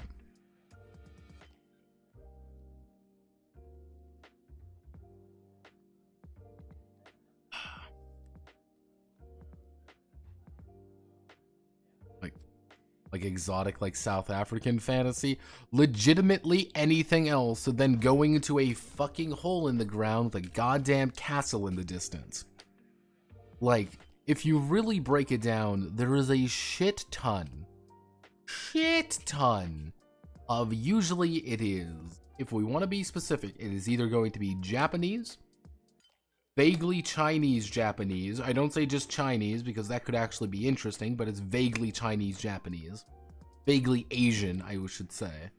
European, or complete gonzo, where to the point where it's not even a fantasy setting. Those are the 4 main fantasy settings. anything else outside of that, it's like, can we maybe get away from elves? Maybe get away from dwarves? Maybe we can look at something a little bit weirder. Maybe look at something like a different time period, a different idea behind things. Effectively, what I'm asking for is more RuneQuest, okay? I'm asking for more RuneQuest. Hey, look at Indian mythology. Exactly, I would like to see, like, a Indian fantasy setting that is not just a OSR hack saying that it's Indian fantasy and they rename the fighter to the Gubabawa or something. Yeah, something like Dark Sun, but we can never have Dark Sun anymore. That's the funny part, Lubu. Dark Sun is dead, and we will never see it again, and no one will ever talk about Dark Sun ever again. It would be astounded, amazed, absolutely befuddled if they brought back Dark Sun, completely unironically. I don't believe they ever will for a variety of reasons, but we can believe, can't we? Okay, we've got...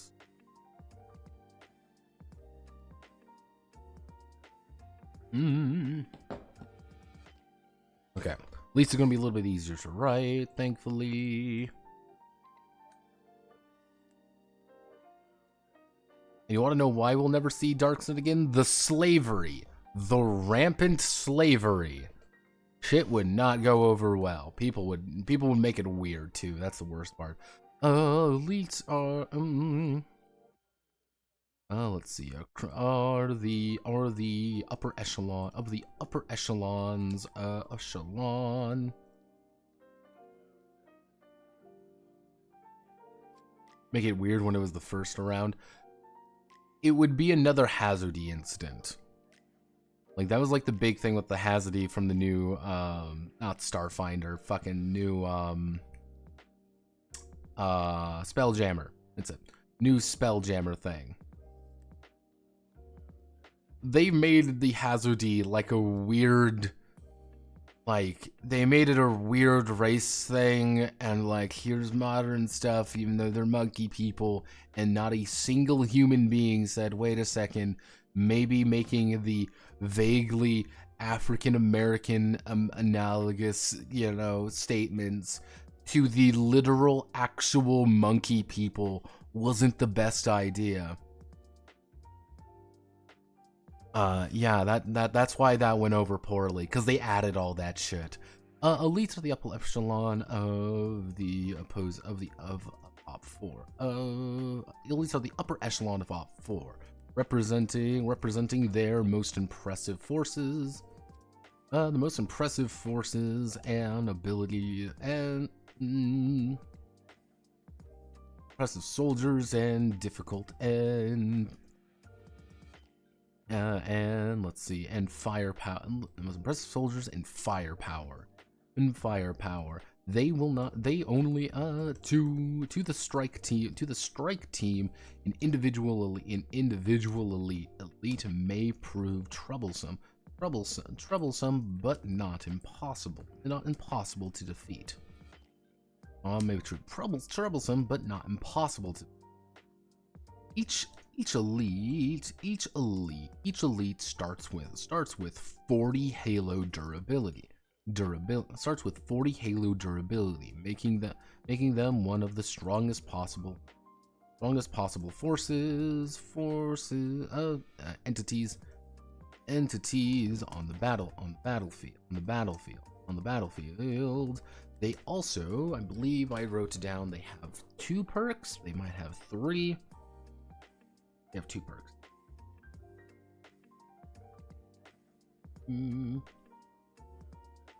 They also possess 2 perks. They also possess 2 perks. 2 perks of their own choosing. This may seem just to be an upgraded. This may seem just to be an upgraded brute, but there's a catch. Each elite has a technique they have learned similar similarly to the strike team, to the students.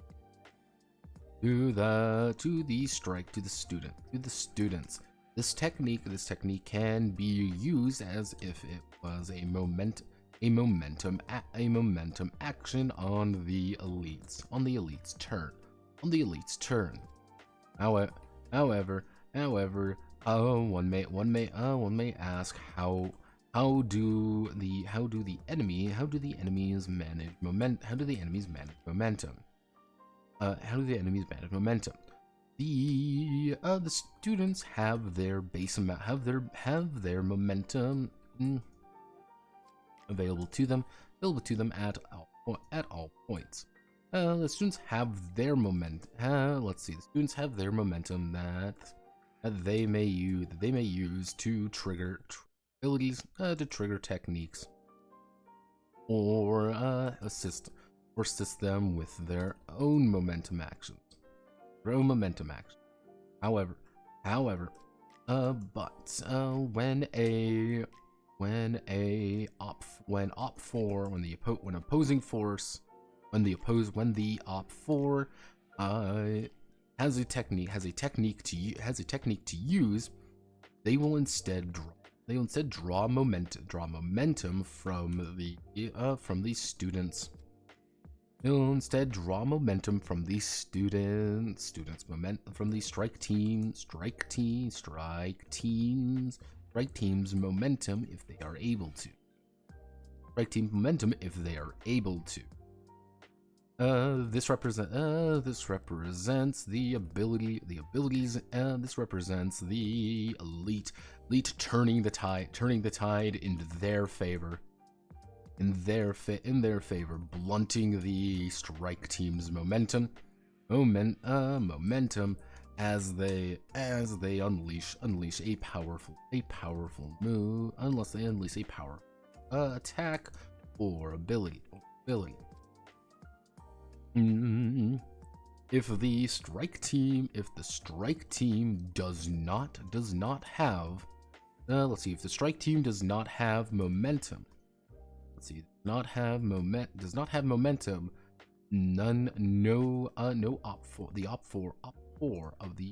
op4 cannot use it.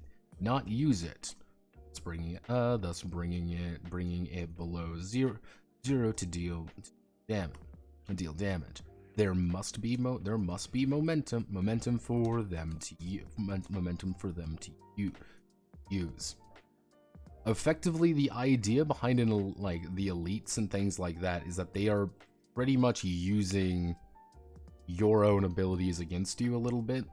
Like, yeah, they've got stuff to work with. We're just gonna put two examples down here. They don't really get anything special. This is all they get.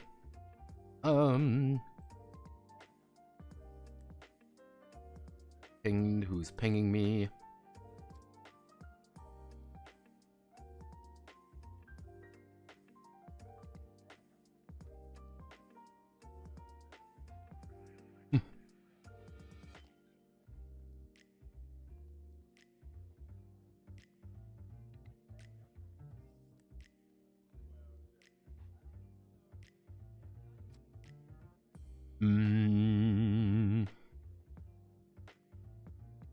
Okay, so what would be a good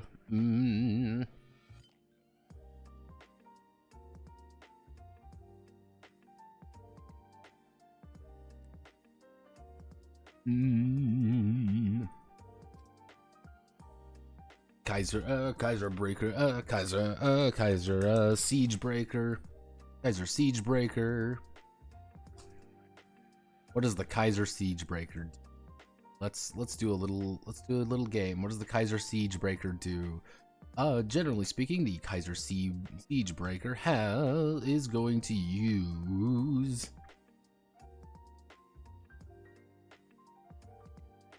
the rocket launcher. I think it's going to use an actual rocket launcher and shoot at anime girls with it, because I find that very funny.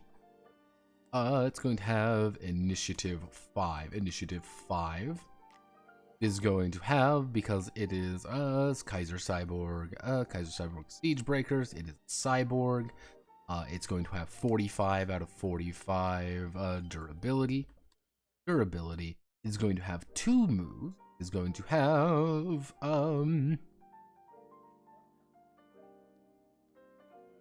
actually, it is going to have elemental armor plating, and elemental weapon blast. Its entire goal in life is to rush up to you and blow you up. Its technique, it is going to have, we're going to do this, it is going to have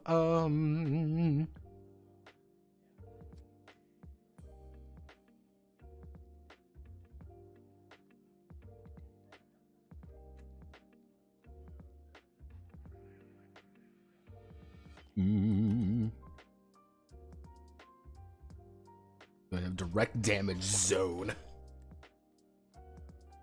It can just target anything within a zone and click a button and everything's going to take scratch damage. And it can use that effectively whenever it wants. We are going to do what would be another good, we got a manly. Yay, a manly. Goodbye, Kanna. Hello, my strongest soldier. Yes, we've got Kaiser Gunrunner manly. Let's think. What would be another good? Okay, I know what we can do.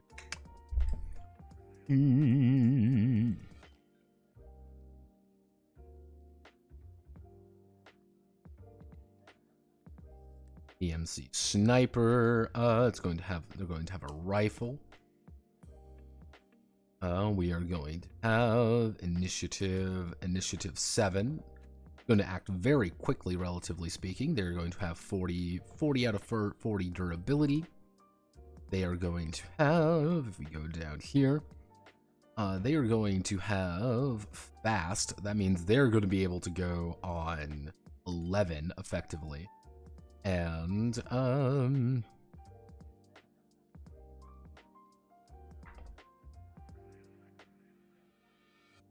in ranged, they are a student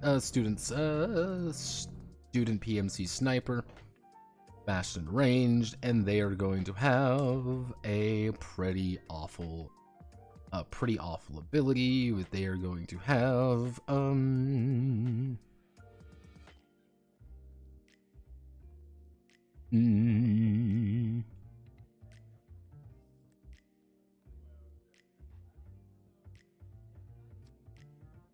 maybe, let's do something. Let's do something a lot worse.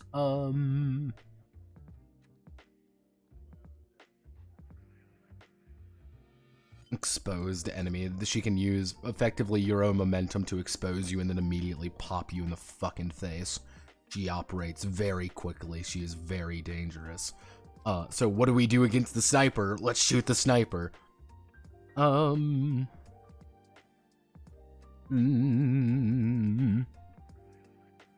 Commandant Cyborg, pistol, initiative 12, 40 out of 40, 45 out of 45 durability, repair, actually they're going to have repair service, and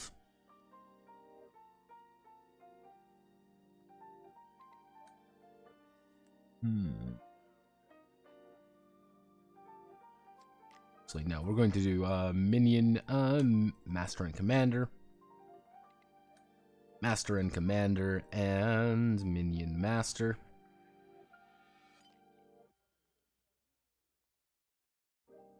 There. Oof! I keep sneezing. I'm snoozing.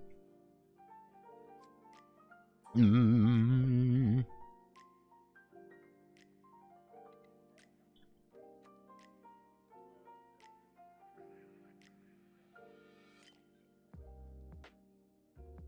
they're going to actually have a no, they're going to have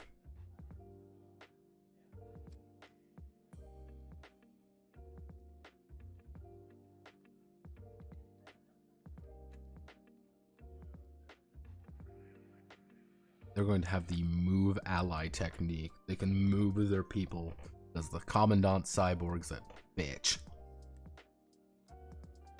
But that's the entire point. He is a giant penis who is going to go very quickly and make your life bad. A giant penis man. Do that. Siege Breaker.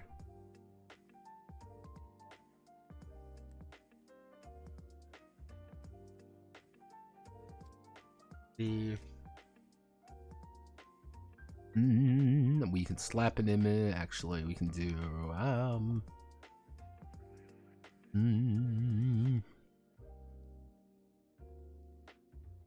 gonna put a side side note enemies and momentum. Should opt for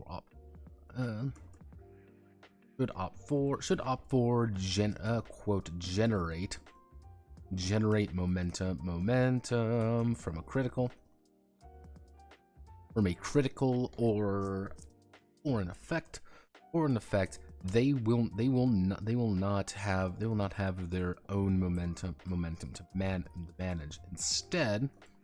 Instead, the archiver may make the choice between either nothing occurs or reduce the strike team's momentum.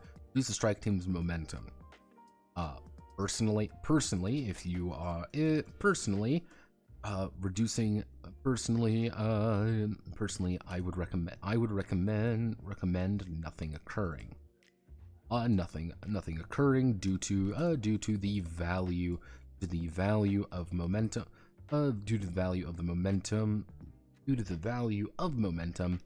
for the strike team,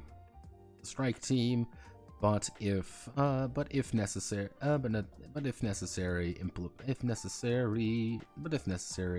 implement. Yeah, I say nothing happened. Nothing occurs. It's kind of a cop-out answer, but it's just like, hey, so you don't completely just skull fuck your players by like 2 good rolls and now everyone's dying. Like, that doesn't feel as good. It's very easy to score some lucky rolls, and obviously I want the players to be victorious. That's kind of the idea. Oh, Scribble, we gotta remove Manly. Alright, welcome back, Kanna. This is why I felt the cruelest thing never added. It doesn't seem like you should lower the cost of the Manly if it costs half to remove it. See, that's the joke. Because I'm like, who would ever remove Manly? Only terrible people would remove Manly. Mostly when you realize very quickly you can't bring Manly back. Because it's once per stream. This is how I fix the economy, everyone. Woohoo! Woohoo! I should have said it to the way you can't grab another Manly co-host.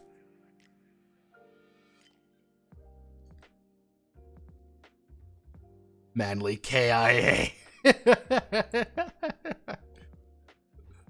Super sorry. Yeah, I'm like, I need to add, yeah, they were pretty much, Twitch was like, you need to add more things to your thing. Your audience has too much note coin. I'm like, all right, like, what can I add? Well, I mean, I can maybe add like a different co-host. Maybe I can add as you can technically redeem the kill Manly or summon Manly so people can't kill him. Yeah, I know. See, if that's how you get Manly. If you want to secure a Manly for the whole stream, you have to spend 75,000, not 75,000, 7,500. But if you want to risk a Manly, it's only 5K. See, it's called being efficient. So good job, Scribble. You've shot Manly.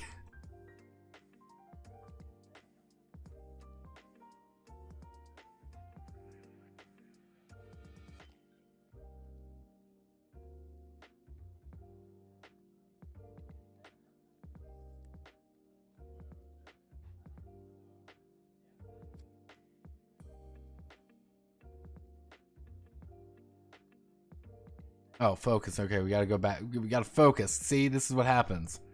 Let's see. I'll shoot him before the one that's shield. Oh my god, we need to build him a manly army. Just buy a manly shield. Protect the manly verse. Let's see. So, let's see. We have elites. Elites are fine. Now we finally add bosses. Big boss. The boss. A boss. To put it simply, a boss is a. Put it simply, a boss is a force of nature. They are built. They are built sim. To put it simply, a boss is a force of nature. They are the grand finale of a large combat. They are the grand finale of a large combat, and often some of the most dangerous people. Dangerous people that OPT4 can muster. It will take the entire strike team. We'll take the entire strike team to bring them down and give them a fighting chance. Give them a fighting chance. Because a boss is built just like them. Each boss is built similarly to a student with their own subjects skills and let me notes here real fast. With their own subject skills, techniques and personalized firearm to play with. However, they still have let's see. However, they still have 3 perks. They still have 3 perks and 3 perks to purchase. 3 perks and a plus 4 to and a plus 6 to their plus 4 to their initiative and plus 4 to their initiative. Unlike the other ones below, the boss has the option of rolling for their initiative. Let's see. Unlike the ones previous, the boss has the option for rolling for their initiative, and improving it every round, and gambling it every round, similar to a student. And similar to a student. Each boss will have the number of students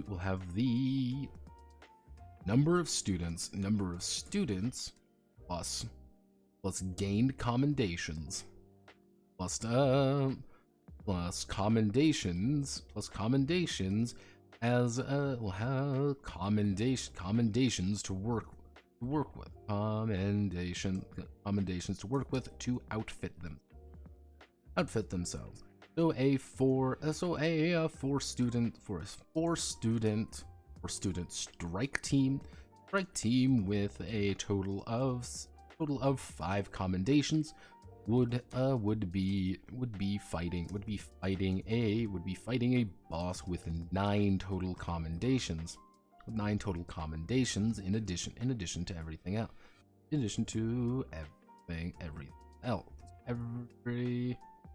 Everything in addition to everything else. Let's see. Play with.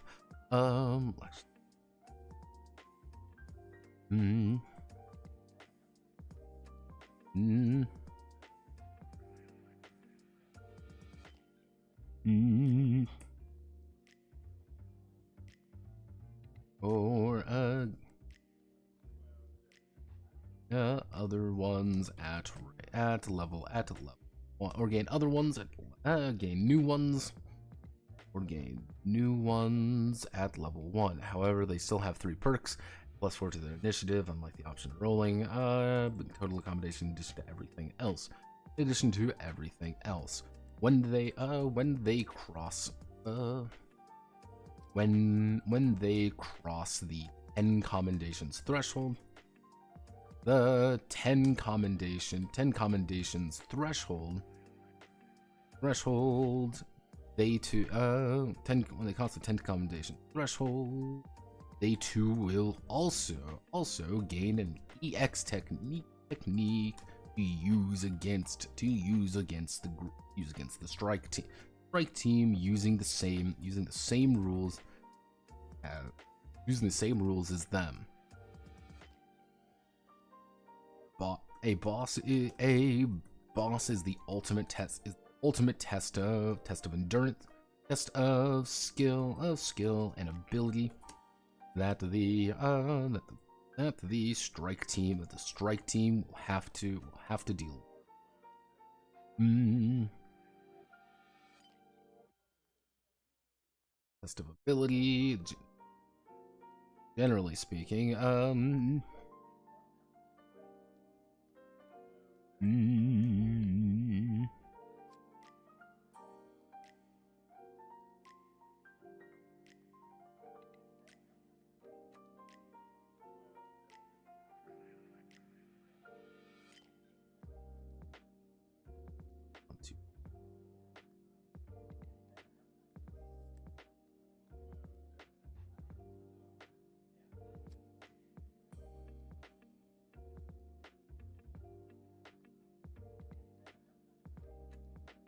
no.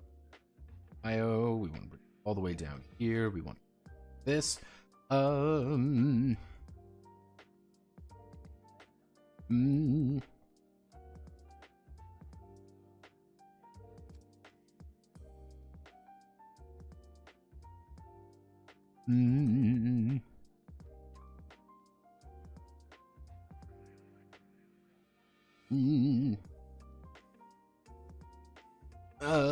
Let's see. Kaiser Cyborg Achilles.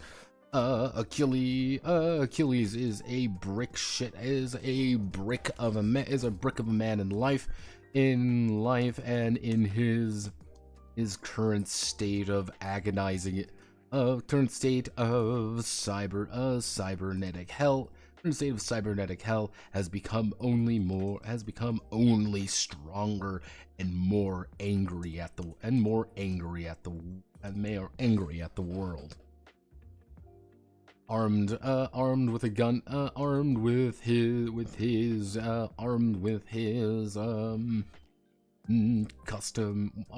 custom shotgun. Shotgun party time. Shotgun helldozer. He's one of Kaiser's greatest assets. One of Kaiser's major assets of their new Smasher line, a cyborg line.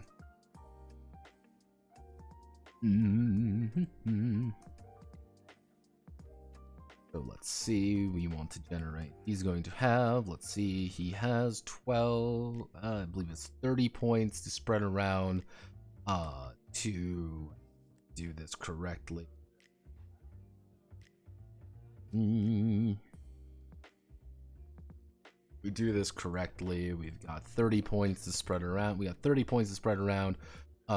technically we have 25, but we have civics, we'll say civics 2, drill 10, physical 10, so that's 22, sciences 2, technical, let's see, so 20, 22, 24, and technical 6.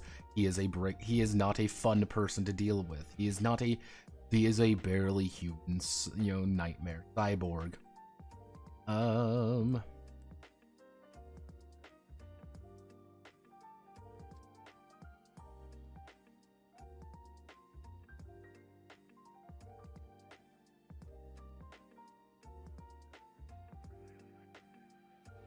Mm.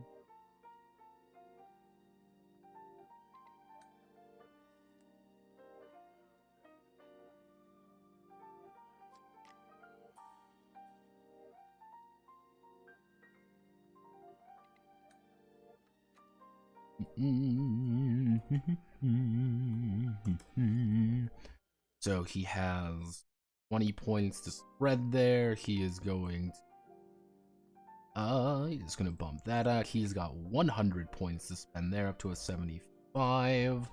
100 points to spend up to 75. So he's going to do 25, 25.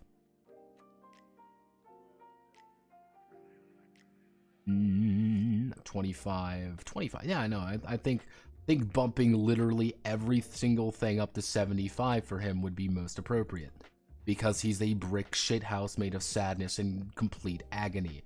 Actually, you can probably bump it up further. I don't think they need to really obey that. So we're gonna give him an 80 there. So that's 30. 30. That's for let's see, 30, 70. 70, there we go. He doesn't really need to obey that because, again, he's a giant man. Athletics, he's going to have a 95, so that's 45. 45, 95, 95 in agility. He's incredibly strong. 20 points spend there. He is going to put it 10 points there, 10 points there. Technical, he's got 60 points to spend. He is going to do 50 in there. 50 in there, and then he is going, actually, he is going to do, if he's got 60 points, 60. Yep, so that's all his skills. He doesn't really have anything else because he doesn't meet.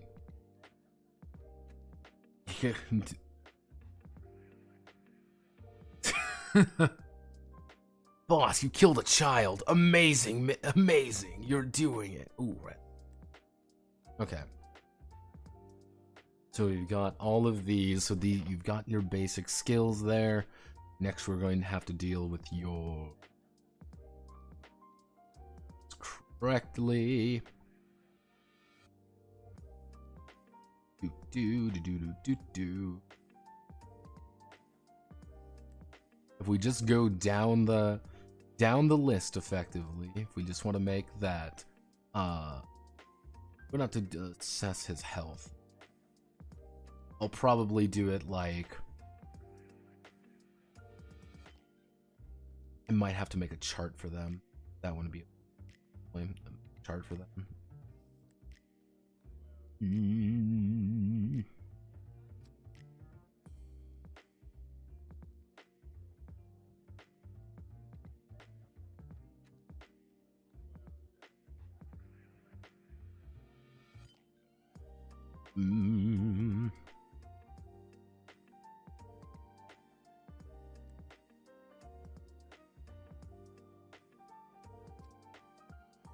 No more halos because we don't know what they are.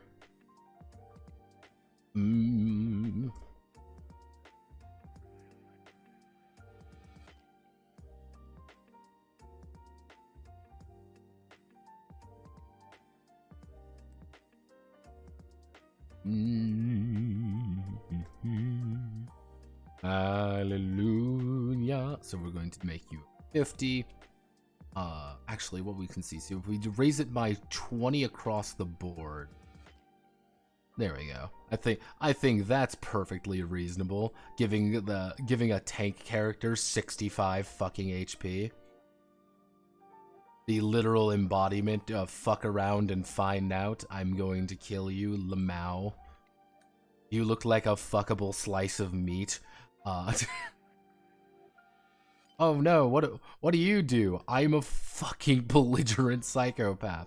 Halo, we're going to do durability. Durability. He is a cyborg. So he is actually we should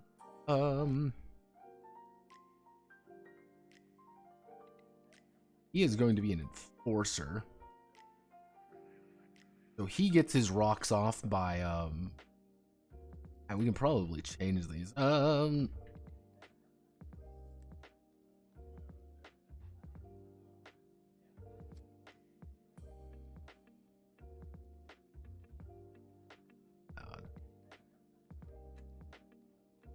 Keep it simple. Durability, because he's a cyborg, he gets a +5. He is an enforcer, so he gets 50 out of 50 durability. So he gets 50 out of 50 durability. Then he gets his weapons.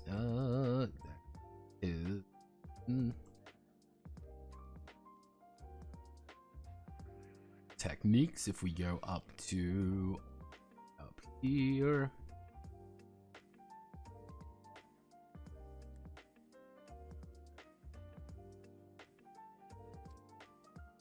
So let's see. So he is assess the wounds. We need to talk about his weapons. He has a shotgun.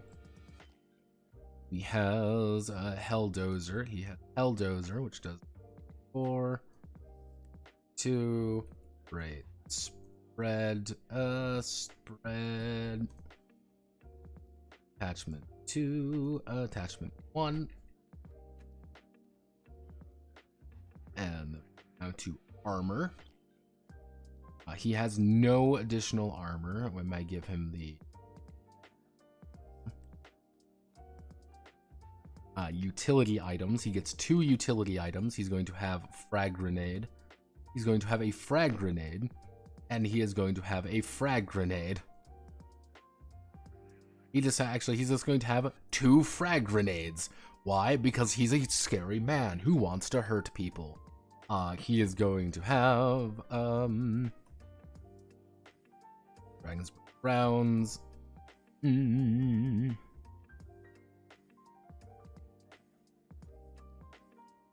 He gets his Killionaire.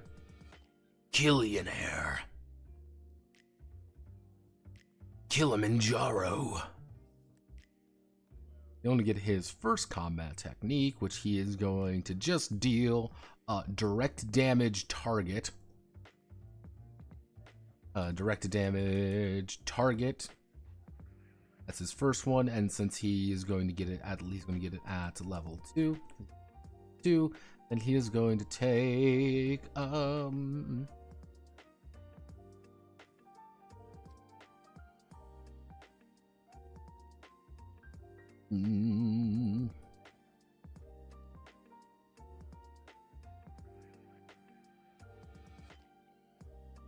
two free technique. That's all his free techniques. He's going to be able to heal himself pretty consistently by virtue of being him.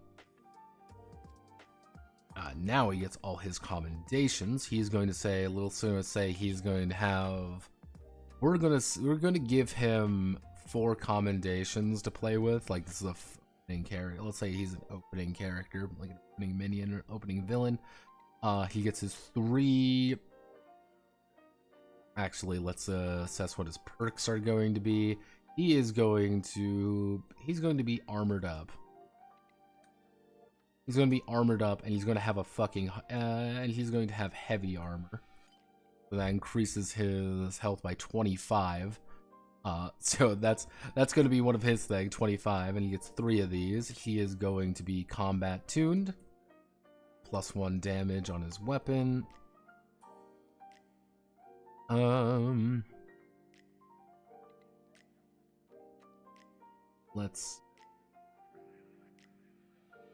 if we want to be a big dick, we can do modded weapon right off the bat. Modded weapon.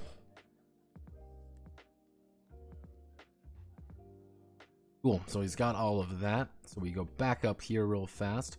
What do we spend our commendations on? Well, I think we should do we've got 3. We can do add trait burst fire. We're going to add trait burst fire, and then increase damage. So he gets pretty much add two things to it if he wants. because he's a giant asshole and can do that. So he gets to burst fire now and fire his weapon twice and increases damage by +1 again. 4 more commendations. What does he want to spend it on? He is going to spend it on... He's going to buy one of his techniques. He's going to buy up that. So he's got 3 commendations. We're going to increase his health. So we've done plus technique, plus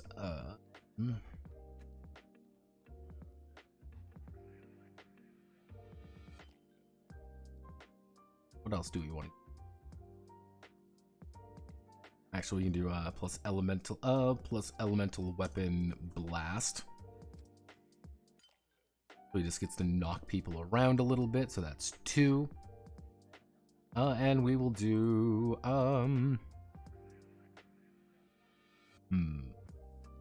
he's got 2 more commendations. So we can spend another one. So if we do a attachment slot, if we do gun upgrade, we do gun upgrades, attachment slot, and then we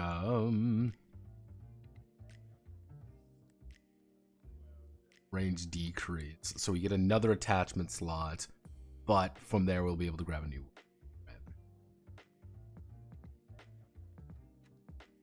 So let's write him out a little bit. So what's his full durability currently with heavy armor is he has 75 out of 75 durability. Durability and his heavy armor. He is an absolute brick shithouse of a man. His techniques, he has direct damage level 2. Actually, we can probably do something like... He's got direct damage level 2. He's got gradual heal at level 2. So let's continue going down his perks. Because I've got the perks. His perks are...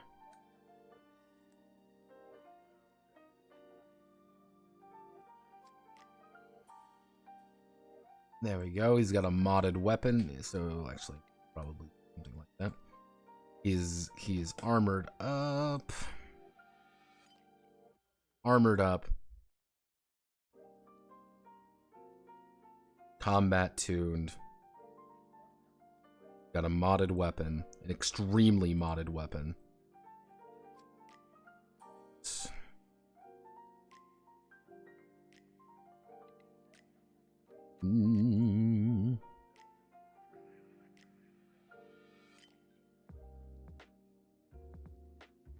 Oh goodness.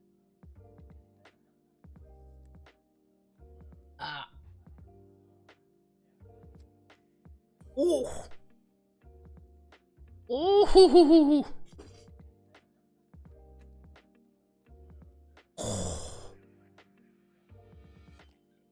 Oh God.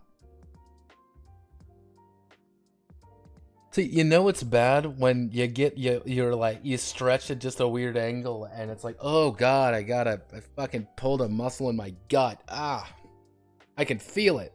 That's the worst part. I can feel it. Ugh. Ah.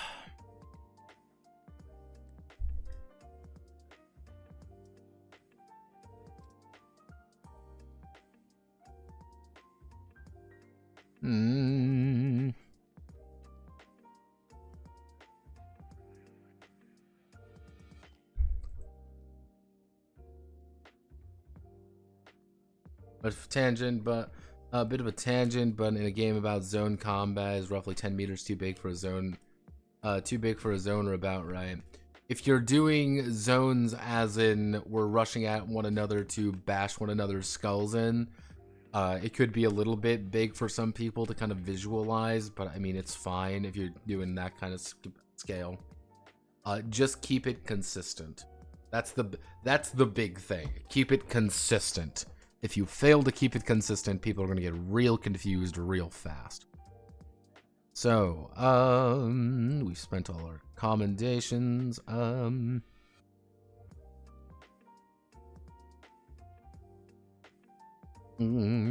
Killionaire.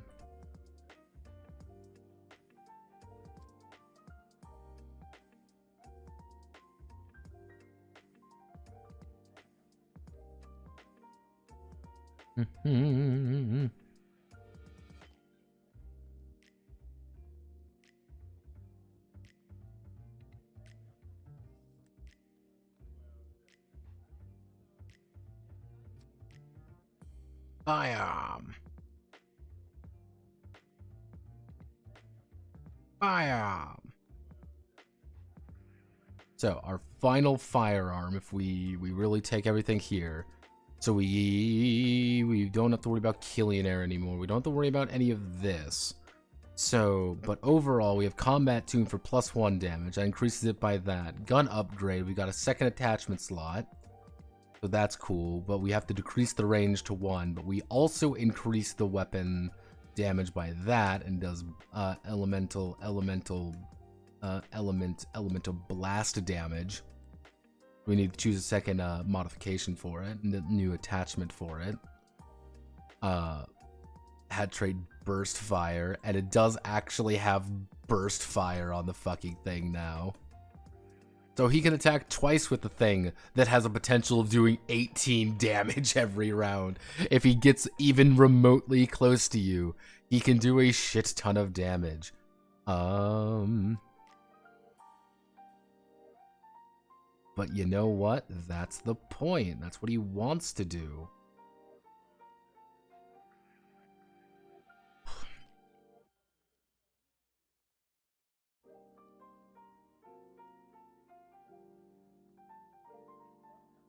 Because his Dragon Breath rounds are going to allow him to that way. If we go all the way back up to weapon attachments, that's nearly good. And lightweight would be funny. Shotgun choke, kind of redundant.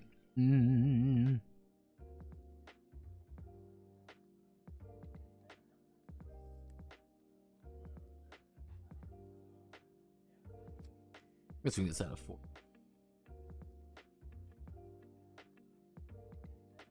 Yeah, we can set.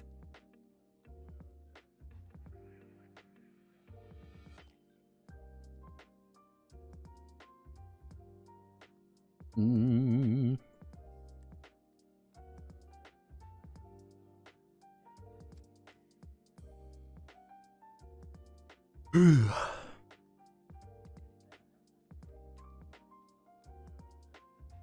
going to put 4 down here. He had 4 commendations because he is a competent individual. We do this.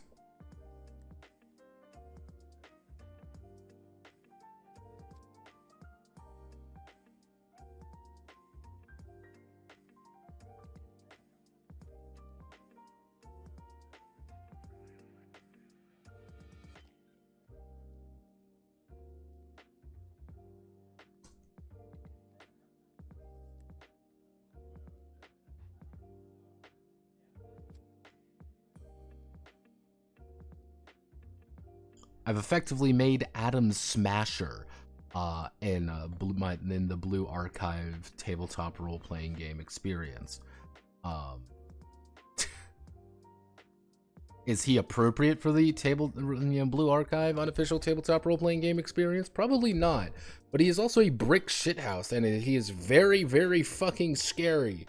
And you generally shouldn't fight him because he is... the big thing with him, though, is he just has a lot of health. He doesn't really have any damage reduction. You just need to do as much damage to him as possible. And all he has is a 4 plus 2d10 plus 4 initiative, so he might go very late in the fight. So it's kind of like, how do we deal with his new role effectively. Like, he is in the field. What do we do with him? We'll do that. I will probably put a side note down here being like, hey, this is kind of what this is supposed to be. This is kind of the idea here. But if I do my math correctly,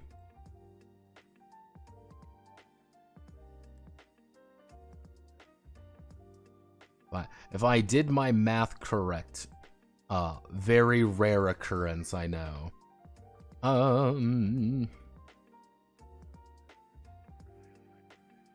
Encounter structure.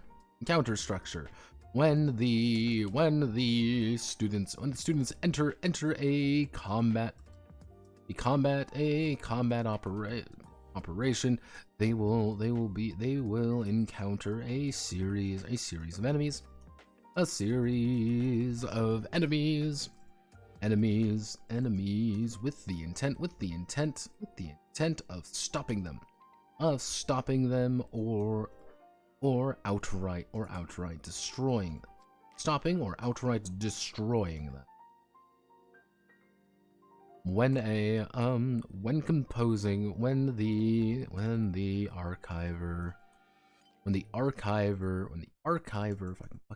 archiver is composing,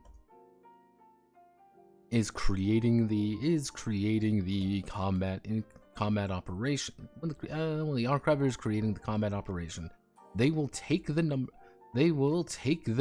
of students. They'll take the number of students and multiply them by the difficulty. They are marching into. By the difficulty they are marching into. All the way back up here.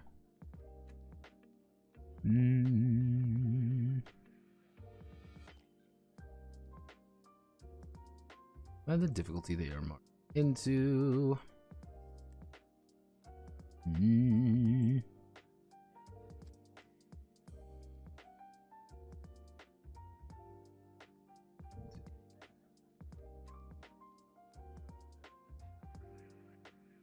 Difficulty simple.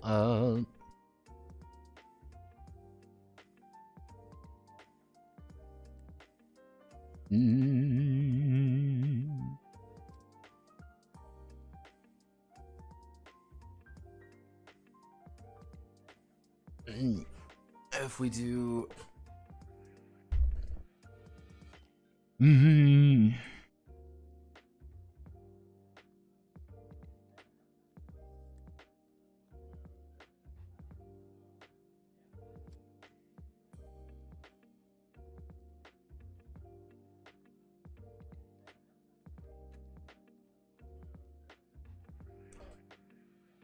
difficulty they are marching into. Each of the above op4 have a value which indicates their relative strength. Relative strength compared to the relative strength compared to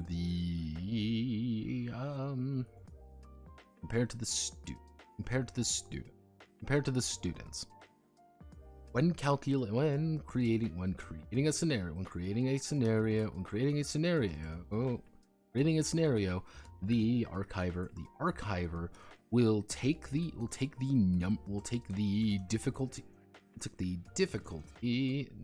difficulty of the encounter. Take the difficulty of the encounter and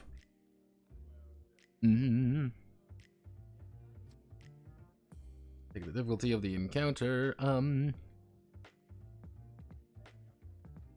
Well, let's see. We'll take the difficulty of the encounter and create the op4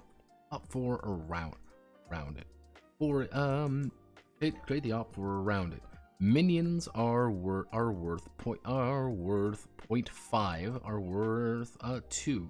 Worth 0.5, worth half a student. Brutes are worth 1 student. 1 student. Elites are worth 2 students. Bosses are worth 4 students.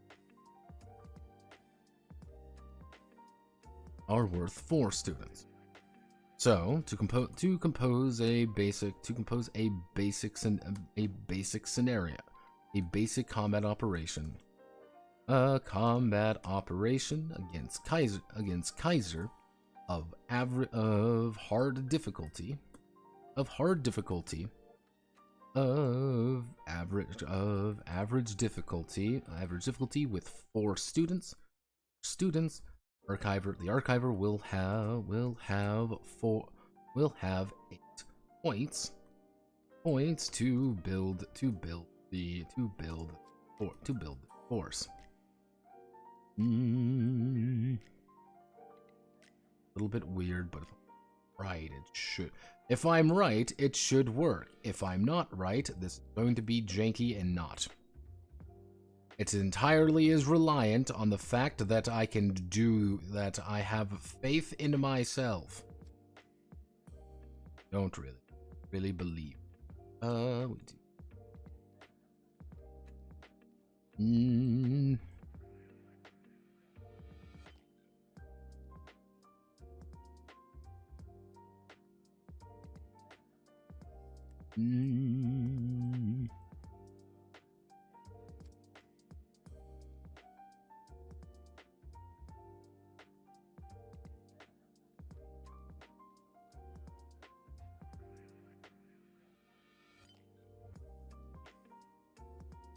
So to compose basic average force, the archive will have 8 points to build 4. The 8 points to build their force. So if we go up here with 8 points, so we so the archiver actually no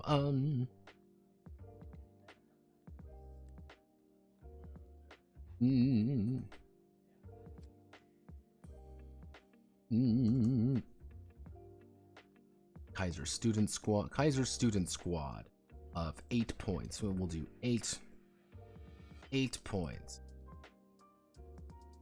Kaiser student squad of 8 points. We have 2 times Kaiser student PMC R 2 times Kaiser student PMC, so we have 3 of them, and then we have 1 times Kaiser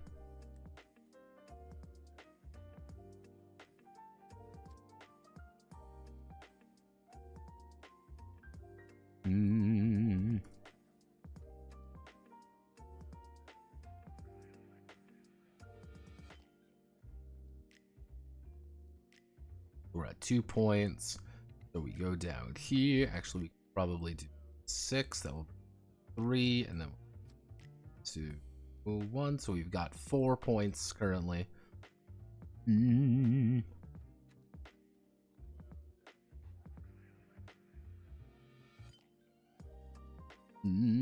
time student commando, handgun 1. We do 2 student commandos. We do 2, so that's currently 3. That's currently 4, 5, 6. An elite is worth 2.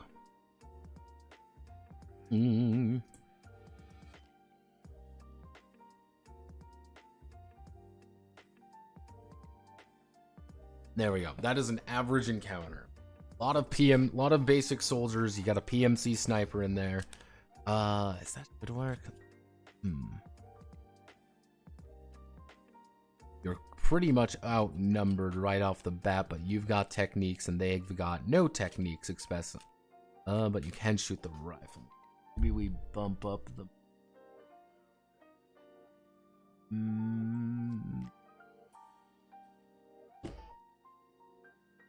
math doesn't work.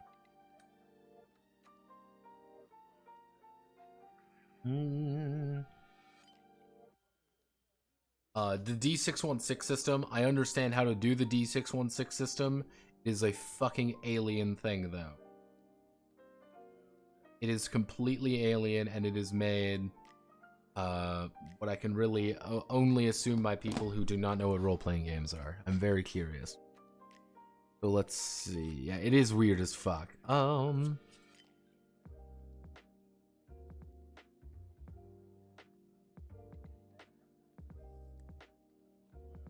Or I guess we do like 3.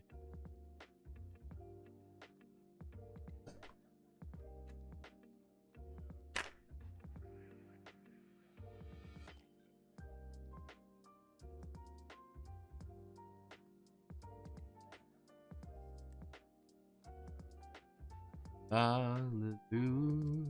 would be 2 5 2 1 2 1 1 2 1 half fourth. 4-man squad. You're going to be able to. Boss would be pretty easy right off the bat, but you really shouldn't be fighting just boss pretty yet.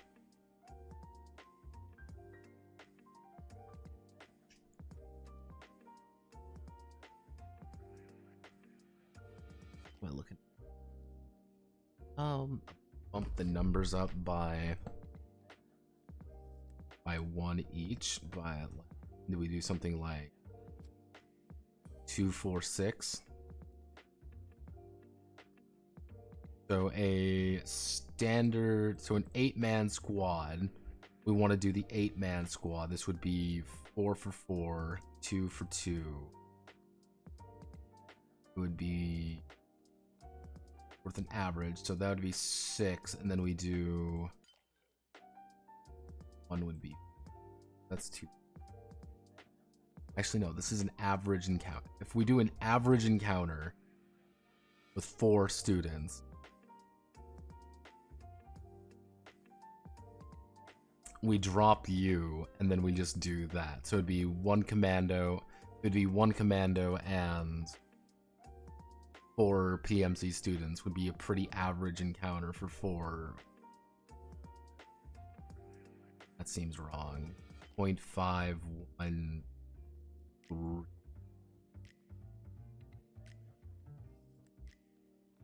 Average point. So we could do 3 minions. So if we do 4 minions, that's worth 2. 2 brutes. 1 elite. 3. 4, that's 7.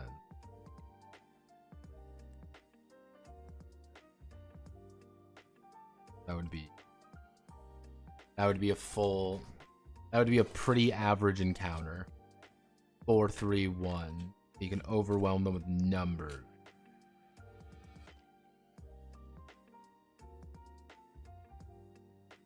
But if you do that, you can bring 1 boss in with 2 minions. And that kind of changes the dynamic. If you bump it up to 12, though, let's bump this up to 12. If we bump it up to 12 now, we can bring in a 2nd elite at 6. So that would be 9, 10, 11. And 2 more minions, bring it up to 3. So that's pretty hard at this point, because those elites can actually do a lot of damage if they want to. Yeah, alright. If I'm doing my math right.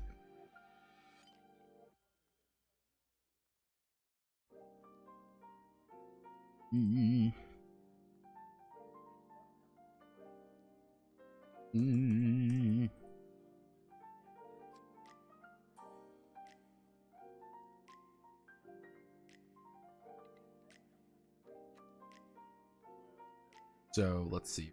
We do 4 Kaiser student PMC. So that's 3. We do 2 student commandos. That would be 2 student commandos are brutes, so that would be 2. So that's 2, 3, 4, 5. So that's 5, and then 6, 7, 8. So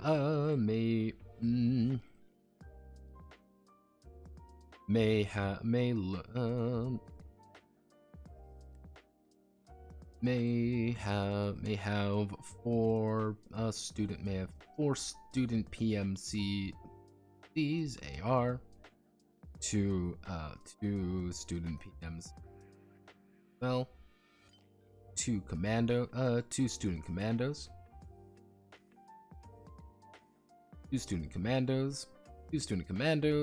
and a student PMC sniper.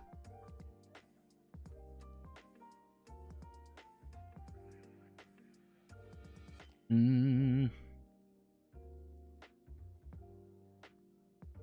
don't really know. Yeah, I can't remember at the top of my head many PS2 games. It's been so long.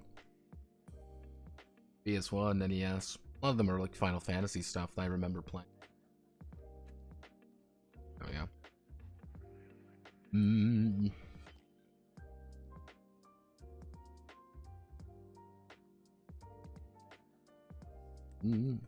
For every 2 commendations the group possesses, the group gains add a +1 to the difficult add a +1 to the difficulty to the final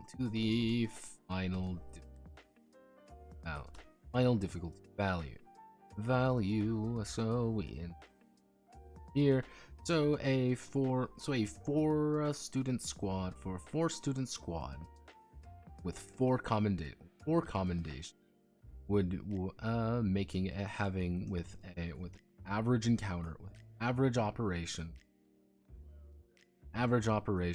would have, it would be average operation 2 8 plus it would have 10 points spend on their devious demise. But you have been investing in things to keep you alive, right?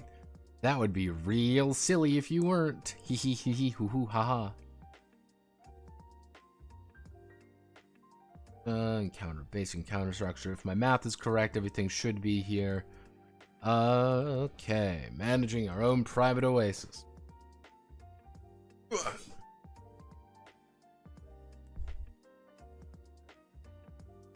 Ow. We're at 3 hours. I'm gonna check if I have any coffee left. I might not.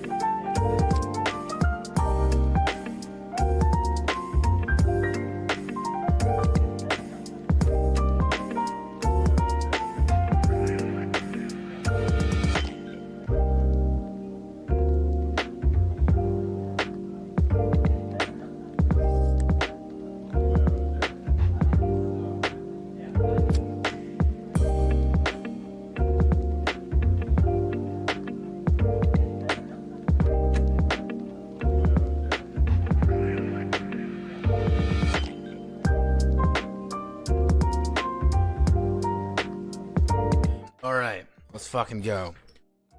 Enemy section should be done. We just need to write our own private oasis, and then the game is done. So let's get to it. Ow. Bones. My bone. So,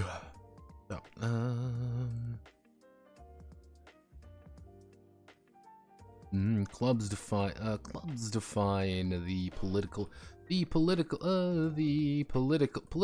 and social. Actually, I should say start. Define the social and political landscape of Kavoto. Each school is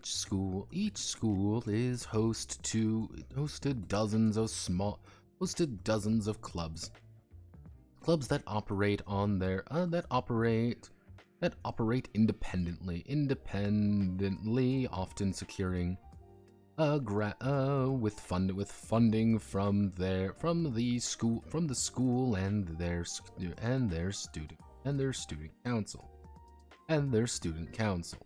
Each club is focused on their own ends and goals.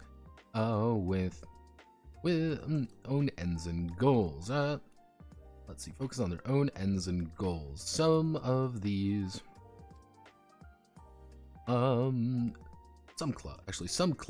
clubs are simple, such as the baking club, or the gaming club, while others are more esoteric. Some clubs are simple, baking club or the gaming club. Some others are esoteric. Esoteric, such as the ninjutsu club, fucking Blue Archive. What's the name of your fucking clubs? Give me the ninjutsu research department.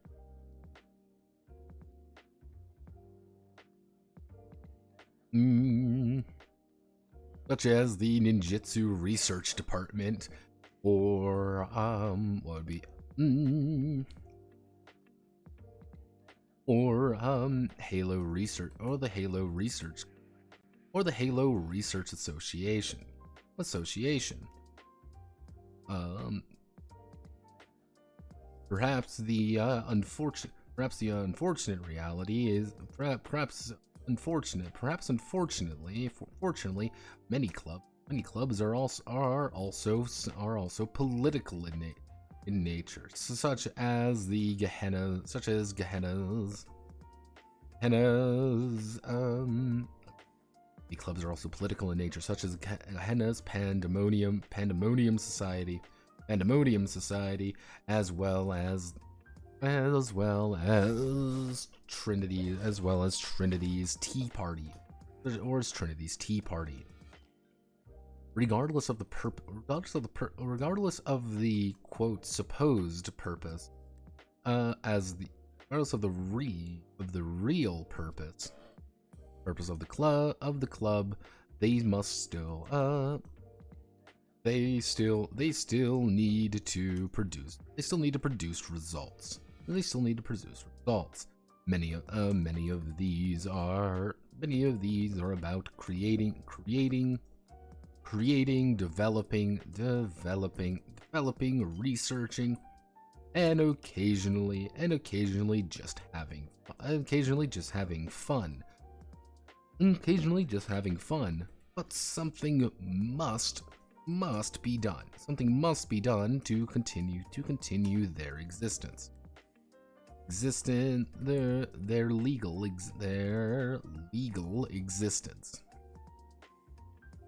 One of the more the students may choose to start a club. These serving as their home base, serving as both a common ground, both as a common ground and developmental opportunity. Bringing more people into the club, and investing in it. And investing into it will allow the students to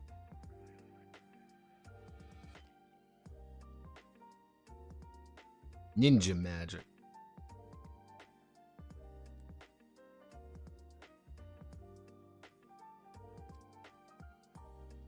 Yes, that is the literal reason it's 616. Like, here's the thing with the 616 system that I find fascinating. I'm going to explain the 616 system to you, at least the old way they did it. So, you're going to take every single check you make in the Marvel role-playing game, is you take 3d6, and it's effectively a 3d6 rollover system. That is the most basic premise of it. You say, hey, make a target number 15 check. They're like, cool, I'm going to roll my dice, I'm going to add some modifiers, I succeed, I fail. However, there's a gimmick. There is the Marvel die. The Marvel die is a special die in your repertoire, and you're going to be rolling that as well. Now, the thing is, if you roll a 1 on that die, normally the 1 position or anything like that, you've scored a Marvel success. Anything you've done is marvelous now. It's kind of like a critical. And it's like, cool, you've rolled a 1, you've scored a critical success or a critical failure or something marvelous has occurred. But there's a problem with this. It counts as a 6. Yes, the Marvel die's actual value is a 2, 3, 4, 5, 6, 6.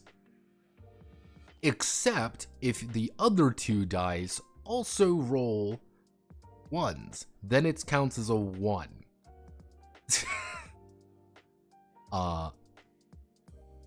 Yeah, I don't believe it's actually possible to roll a 4 in this game.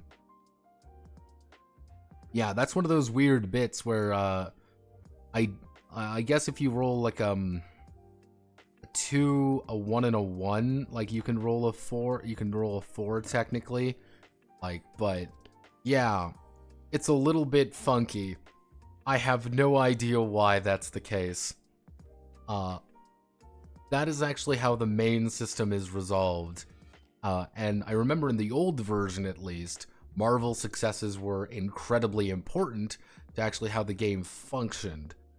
Even though, you know, that's completely bonkers. Because the thing is, if you score a 6, if you roll a 6, you roll a 1 on the Marvel die, not a 6. If you roll a 1 on the Marvel die, which is a 6, which counts as a 6, and score another 6, so if you 6, 1, 6, you've technically scored the that is the ultimate kind of success. That is the super duper uber success. If you score a 616, 666, even though they technically are the same thing, is not. That is not a super duper mega success. You have to score a 616 because the 1 counts as a 6, so technically you rolled an 18 as well.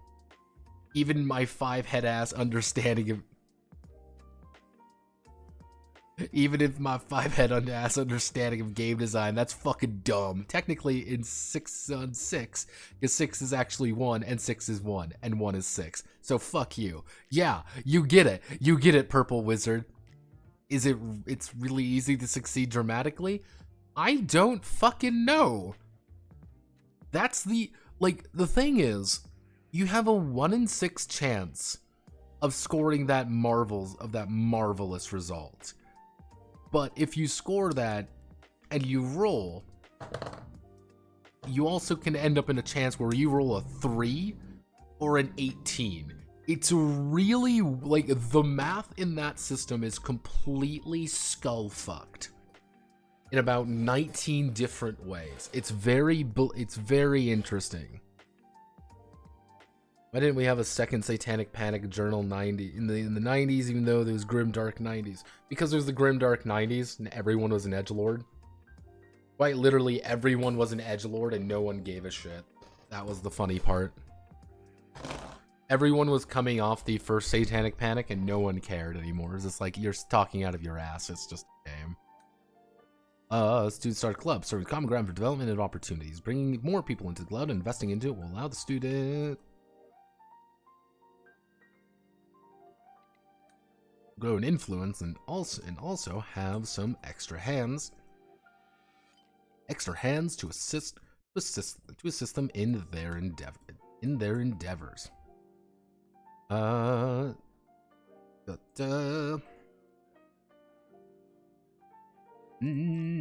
Assist them in their endeavors. What we're going to do is I actually need to open up another game, which is going to be not Waifu Core. I need to open up Deep Blue Girls. Because when I said previously, I already kind of have this game. I already have this kind of done. I'm not lying. This was already kind of done. So let me go down here to logistics.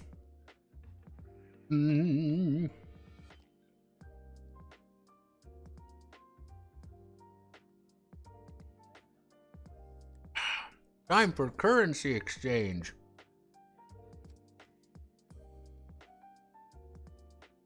Growing some extra hands to assist them in their endeavors.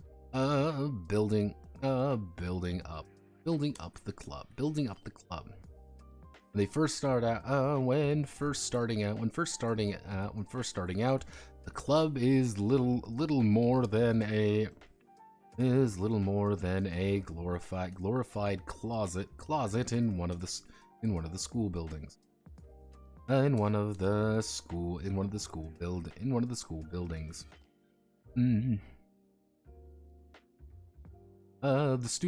The students will receive an allowance every month. Even allowance every month, 2 to 3 episodes. To allow them to buy, upgrade, and improve their lot in life. Of course, they are able to petition the student council for more funding, or get their own funding. Also, Kavodos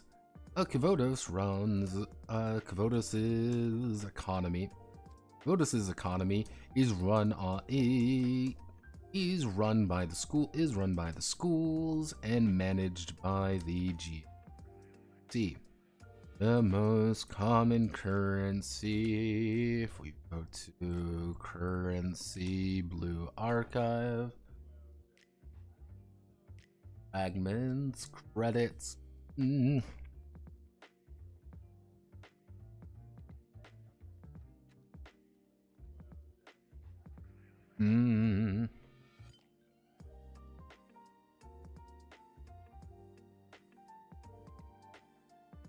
The most common currency is the GSC credit.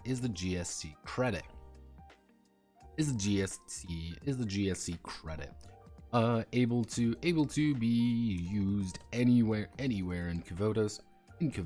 With complete ease. However, every school also issues their own currency. Every school also issues their own currency to locals and prospective students. This local currency often has better exchange rates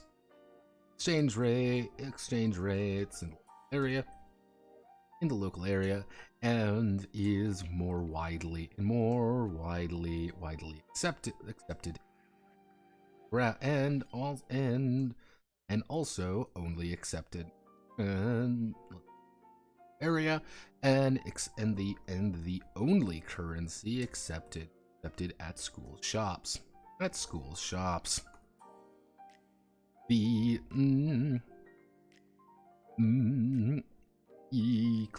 club. The most valuable resource. The most valuable of resources. The most valuable of currency. Currencies is of course fragments. Let's see. I could do. Let's see. There is pyroxene. Let's see. Pyroxene. Let's see.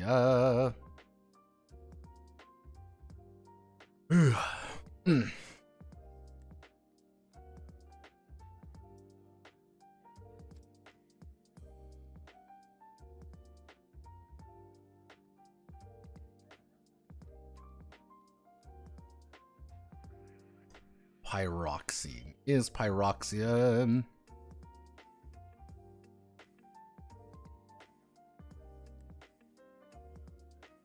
Pyroxene is technically an element. Is of course pyroxene. The most valuable currency. The most valuable currency is of course pyroxene. A mythical, a somewhat strange,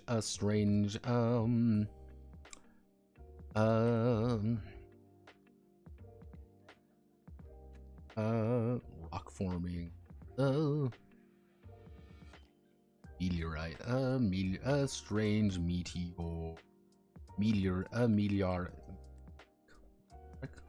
meteorite metal. A somewhat strange meteorite metal. That finds itself in circulation in Kavotos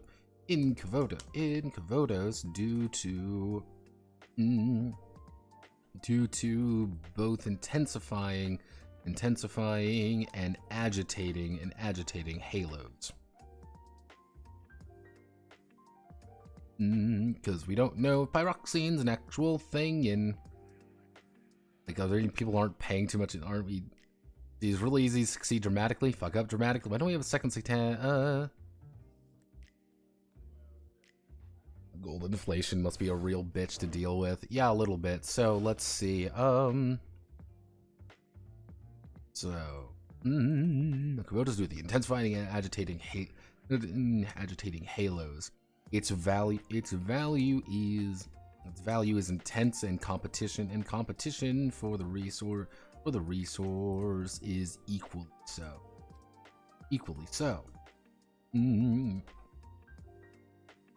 Is equal. So we go here, building base, barrack squadron leads.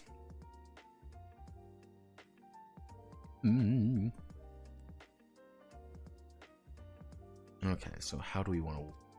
We want to club pyroxene, and is we do the exchange rate. Exchange rates. I love exchange rates. One pyroxene is worth let's say 500 GSC credits. Which is worth 250 school credits. Which is also worth 50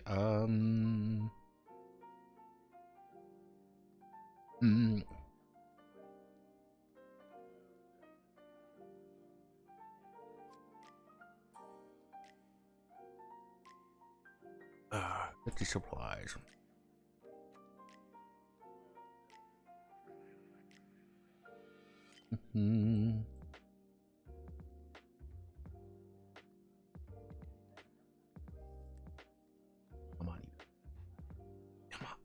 Come on. There we go. Exchange rates, because I love exchange rates. It's my fucking job. Finally, supplies represent the necessary goods and goods and services to keep the club functional. Could be it could be baking goods or material or anything else in between. Or anything else in between. Exchange rates. So we do this. When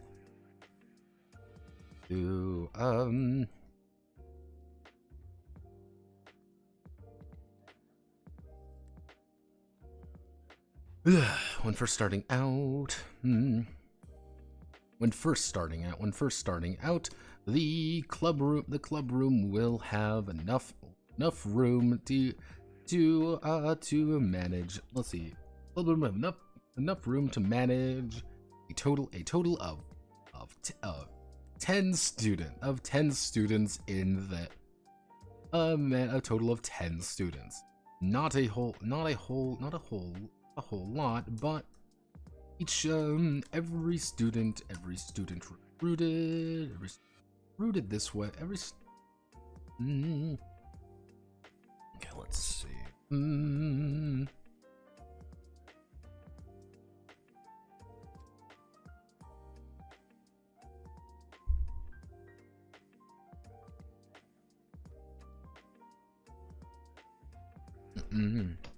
When first starting out, the club room will have enough room to manage a total of 10 students. While they will only begin with whoever started the club. More club advertisement, recruitment, or even press ganging. Can bring more people into the fold. Each student brought into the fold. Each student.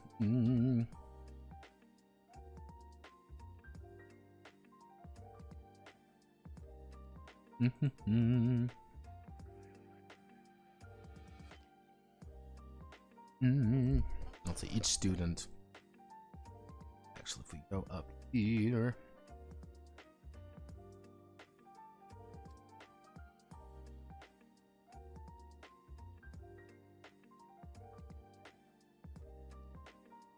Each student costs a certain amount of pyroxene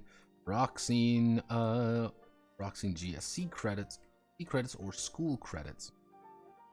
School credits that the club has access to. But each student also has a recurring cost of supplies to keep them occupied, as well as meet the ensuing demands of the student council. Meet the ensuing demands of the student council. Yep, we do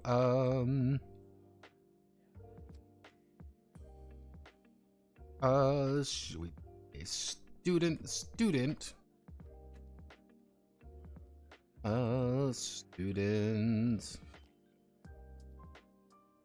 the GSC credits,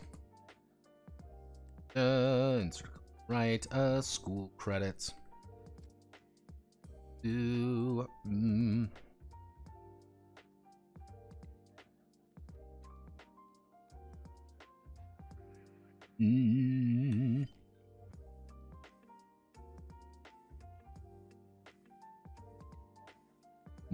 student 0 commendations.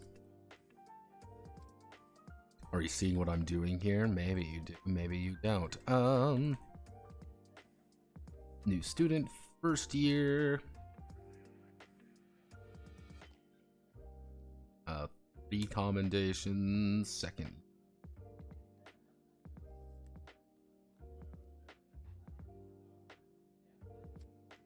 Yeah. We will do, actually, 5 commendations. Second year. 10 commendation. 30 years. Have 15 commendations. Starting out, I should say. Diamonds, a brand new one of you gonna cost, not diamonds, pyroxenes. Pyroxene. Let's still buy a 5, 10, 50. You need to do, it's gonna be 5, 10, 15, 25. Actually, we can probably do 20 and then 35. And if we do exact conversion, that would be 5. That's technically 2,500 GSC credits. Here, that's 5,000 GSC credits. That's 10,000 GSC credits. And that would be 35 times 500. 35 times 500, which would be 1,750. Which would be 17,500 credits. Fun fact, we're going to bump the prices up. School credit wise, the school credits aren't as punishing. Those would be, we're going to make you 3,000 credits. We're going to make you 5,750 credits. We're going to make you just 12,000 credits. Actually, we can probably make you 6,000 credits, 12,000 credits, and 20,000 credits. School account wise, technically, if we want to make this accurate, we would half all these values, but we're instead going to be doing 1,500, actually 1,750. Actually, no, it's going to be 1,250, 275, 2,750. That would be 500. 20 times 250. Actually, 20 times 250. 5,000. That's still over by about 500 raw resource wise. You're still paying a little bit more. Divided by 2. We'll probably do 1,000. 11,000 raw.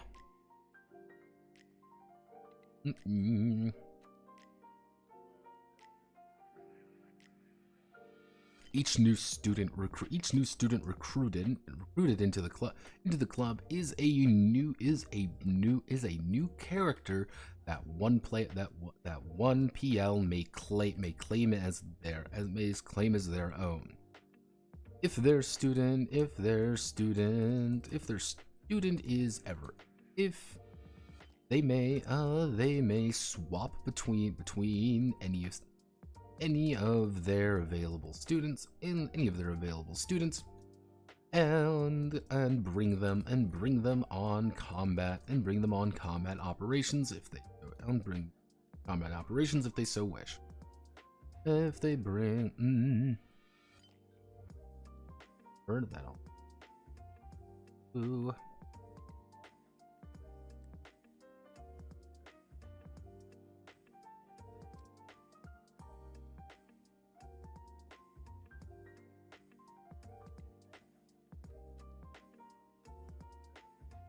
Actually, can we do these? What if I do 1.15? What if I do 1.28? There we go, 1.28. So that's going to be supplies upkeep. If we double check our upkeep here, let's do. You're going to be 4. You're going to be 8. You're going to be 6. Actually, you can be 10. You'll be 8. There we go. Supplies are a little bit sparse. You don't have many 30 years.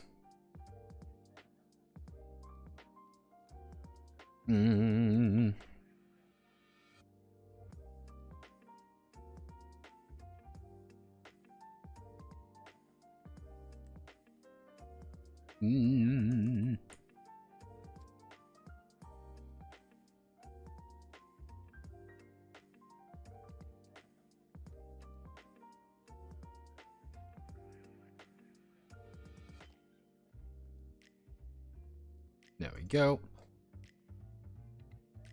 It also means that you can improve them by simply, you can recruit one off the bat, or you can try to, bring more people into the fold. Swap between any available students and bring them on combat operations if they so wish. Combat operations if they so wish.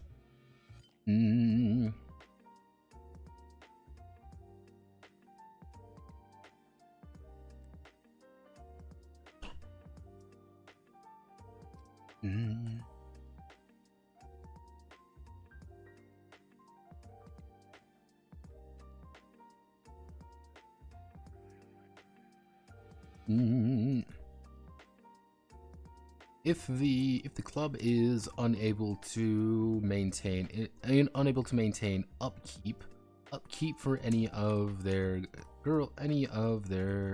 clubmates, they will be on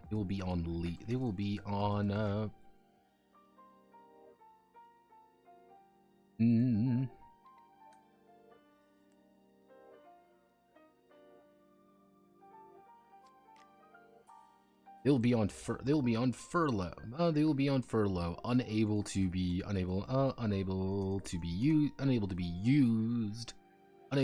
used unless in dire circumstances.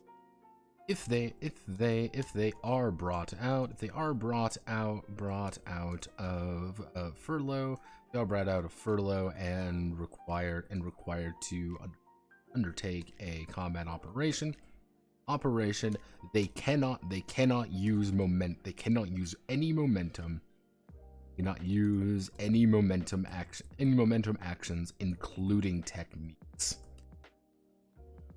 Yeah, that's the real problem. You legitimately cannot use any techniques or momentum actions because you're on furlough. You're not supposed to be there. That's like, hey, we have legitimately no one else. Like, so keep your supplies up. Keep acquiring stuff. Keep buying things. Keep bringing more people into the fold. Because it's not difficult to get a new student. It's difficult to keep them up. And we can put an image down there. We do that.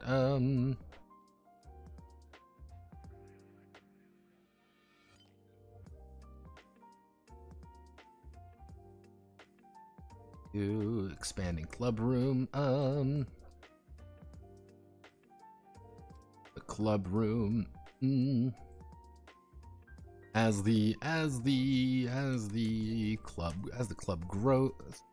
grows, so will the needs of the club room. Investment. The students are able to invest. Students are able to invest into the club directly, allowing them to gain small bonuses, gain small perks and bonuses.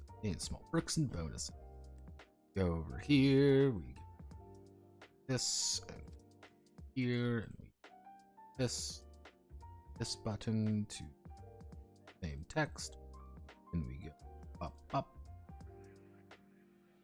and up. Pyroxene GSC school. So I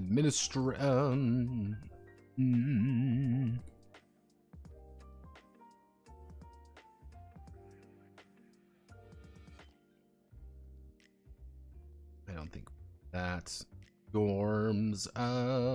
No. We're going to do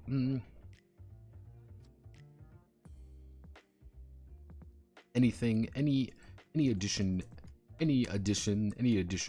marked with R. Any addition marked with an R is repeatable.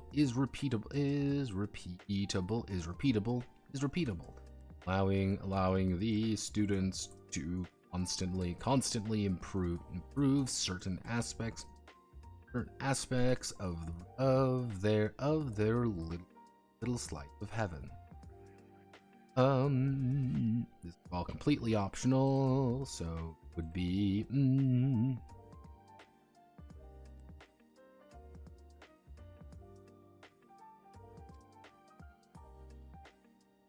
Mm.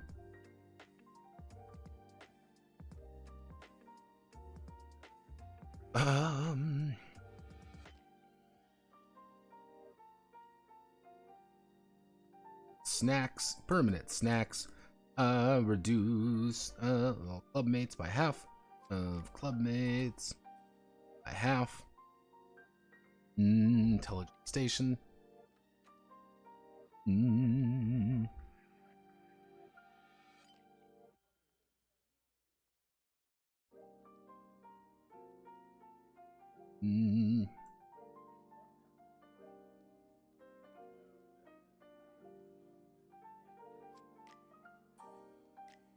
Add +1 to initiative test.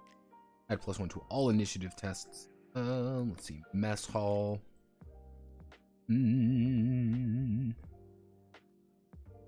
What would be a good? Permanent snacks. What would be another good?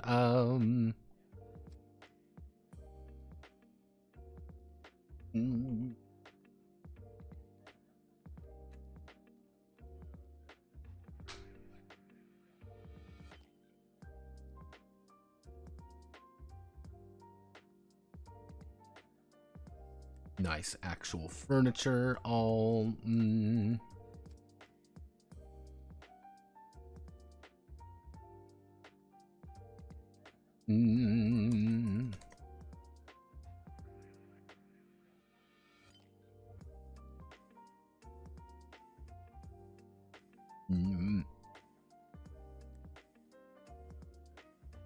Actually start with +1 momentum. Start with +1 momentum at the start of a combat operation. Don't need that. That's not how they work. Training yards. Actually, we do. I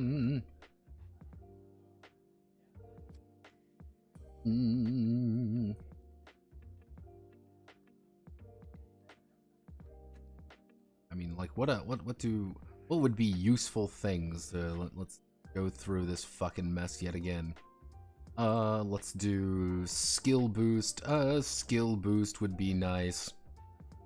Let's see. Skill boost, good.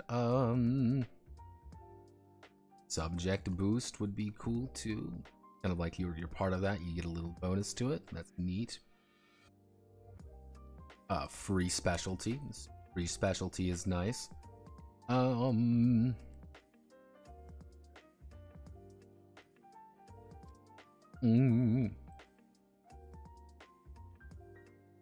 Actually, diplomatic quarters. Diplomatic quarters, you can actually recruit other students from another school.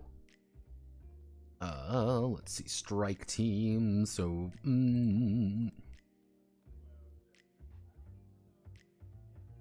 bonus,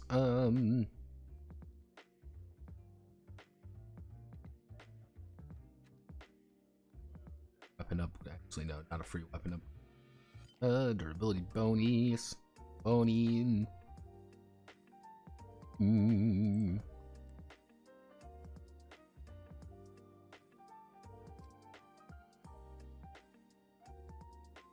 Wardrobe.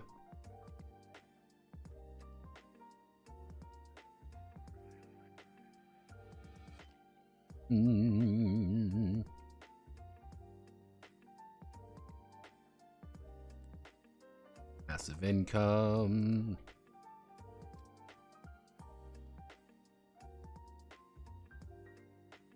Let's see.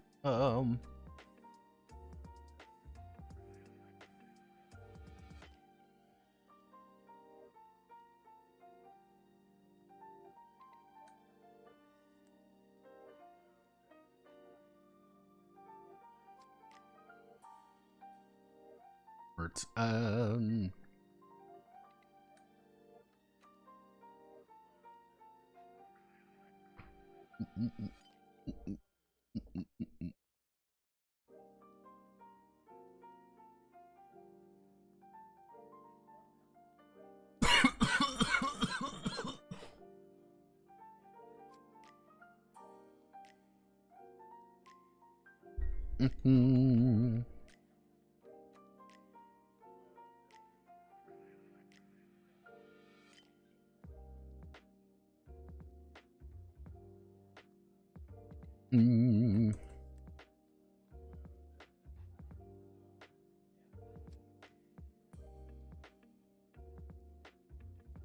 but how about we do something like that? So we've got all of these very convenient things. So we want to do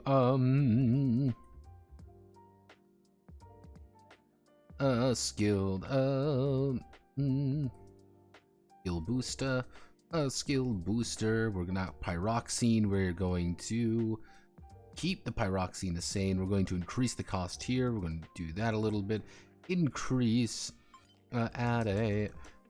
Add a plus 10% to a single skill type. A skill for every club member. Booster. We're going to be doing R. We'll say R5. You can do this 5 times. Pretty fair to me. Subject boost. Actually, no. It would be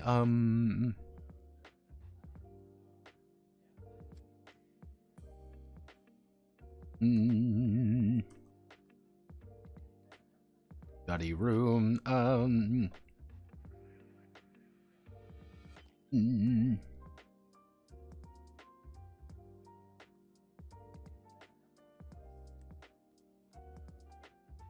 Sensei bot. You can 2 times. You can do it 2 times. This is a lot more expensive. We're gonna jack up the price a little bit across the board. Actually, correct. You should be 250. You should be 200. You are going to be 300. You're going to be I think a little bit more expensive to buy a Sensei bot. Though, but add +1 to any subject. Do not modify skill bonus. Not modify skill bonuses. Specialized equipment. You can buy it once. It's going to be worth 10. We can do like this. Add a choose a specialty. All club mates gain that specialty as a school specialty. Gain it as a school specialty. So it's not a personal specialty, it's a school specialty. So technically you can stack them on top of one another where you normally wouldn't be able to. Diplomatic quarters. I would say something like this. Make it pretty expensive, all things. Actually, I would say let's make it a little bit more expensive across the board. Like it's able to from another school. Able to recruit students from another school of their choice.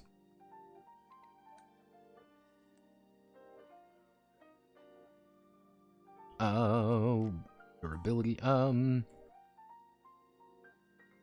Gym. You just have a gym in your fucking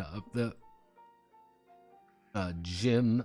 Increase Halo durability by +5. Wardrobe. This is gonna be pretty cheap, all things considering.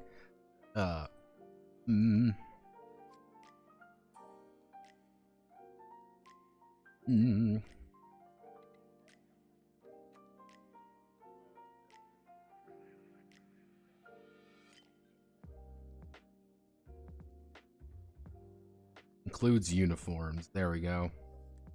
You want to have different kind of clothing, you're going to be getting in the wardrobe.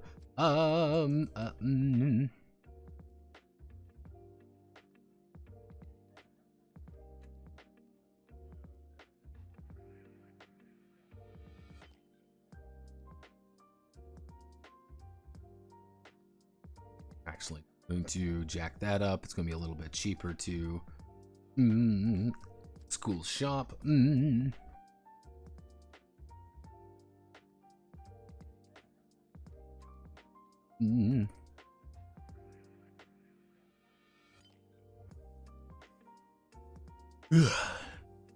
At the end of every episode, gain.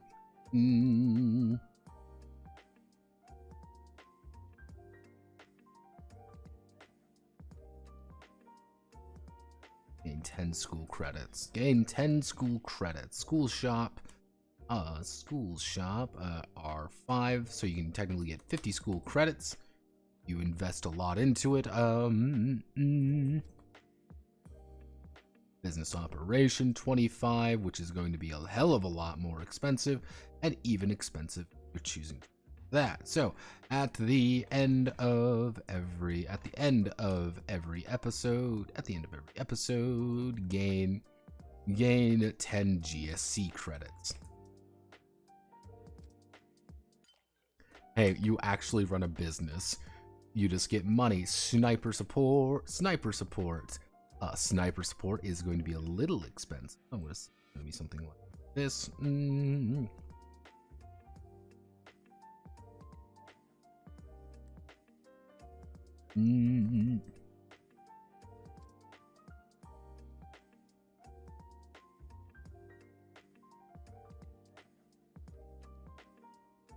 Deal 25 damage to a single.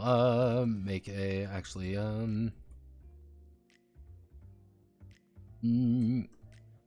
make an attack roll. Make an attack roll with damage 10. Through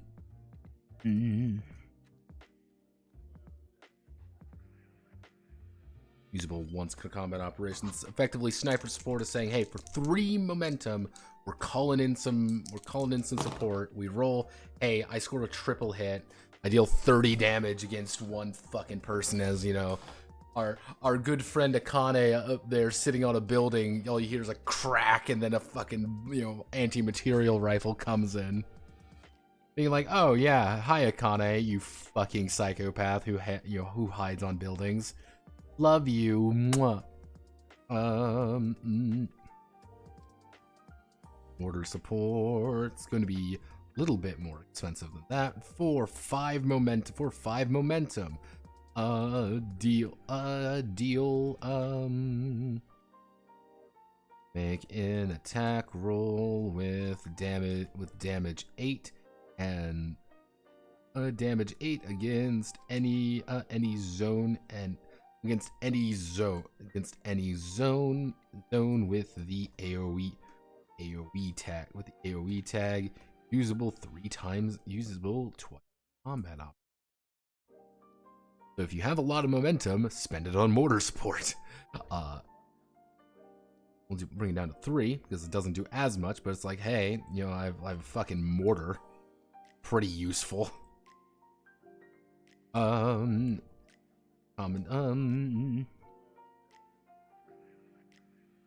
Training. If we want elite training, we're going in. Let's do 15 to.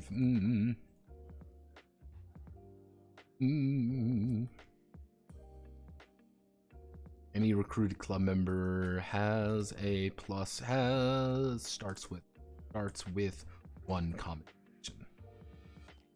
Doesn't set with +1 commendation. +1 doesn't seem like a lot, but it's like if you recruit someone above, if you recruit some, like, let's say for like a kind of like a trained person, they now have 6 commendations, and so doesn't seem like a lot, but everyone actually gains +1 commendation. There's a free commendation for 15 pyroxene.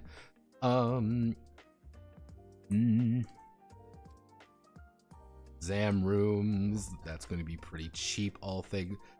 Actually, we can make it like a gym. Exam rooms. And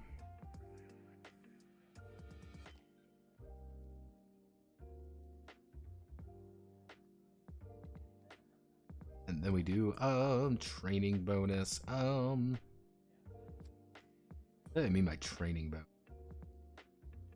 Oh, training,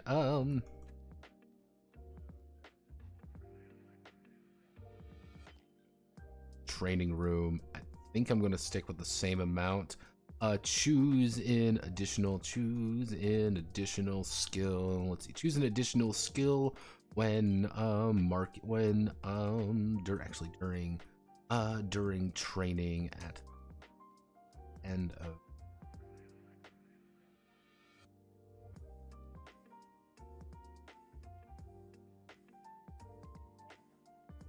There we go.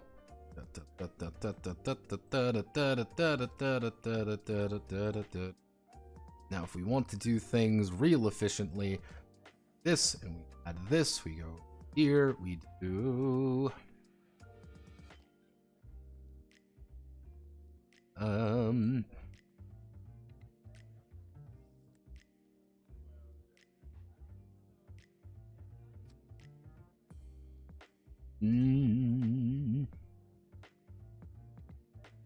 jobs and income. As the students manage their day-to-day operations of their club. Let's see, as students manage their day-to-day operations of the club, they will need many of them not involved in drama or problems will be contributing to the club itself. This will be through passive income through jobs or doing club work. You know what we can do? We can just call it club work. Through club work. This is through club work. Actually, I have enough.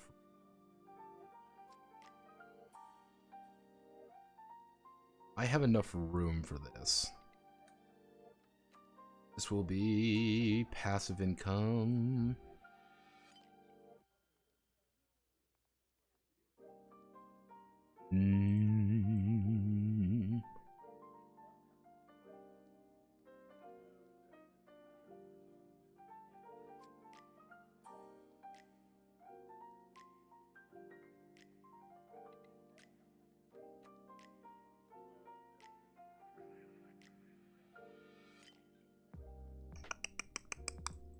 Actually, no, we don't. We do new student, trained, experienced, commandant. Do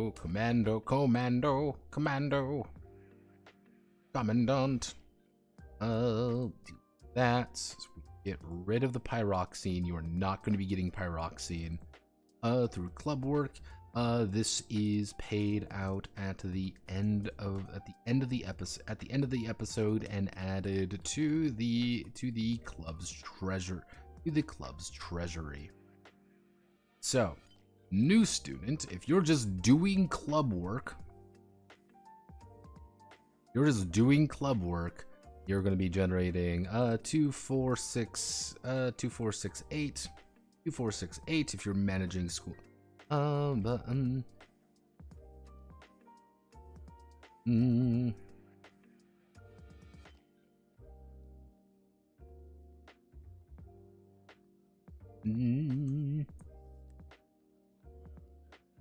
Actually, no.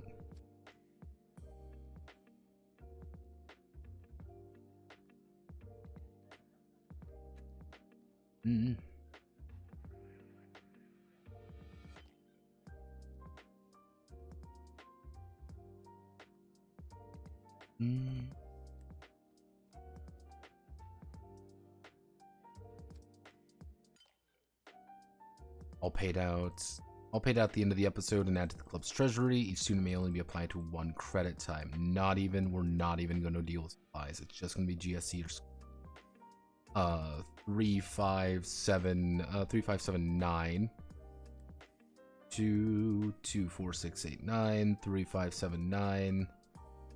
There we go. Not great. I feel like, actually, if we assume that you're going to be able to get 10 credits, you're going to be able to get 15 credits out of this. And then maybe we do something like 10, 5. Actually, we do something, reduce it by 3 each time. We do that. Then we do 2, 10, 8, 6, 4. Nice linear advancement. Inflation was mentioned and I appeared. Game room, movie room. Actually, you know what we can do? Totally out of it.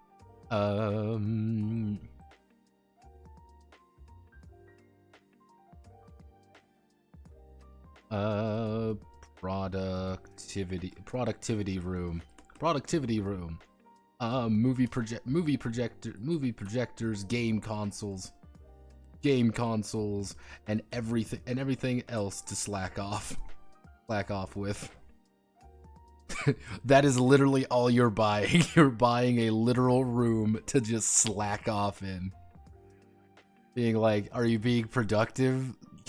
Hey, are you being nice and productive? No, this is just a thing for us to slack off with. It's just like, we're fucking around, because of course we can. There we go. We don't need club work here anymore. So we've got all that. You're generating fairly passive income.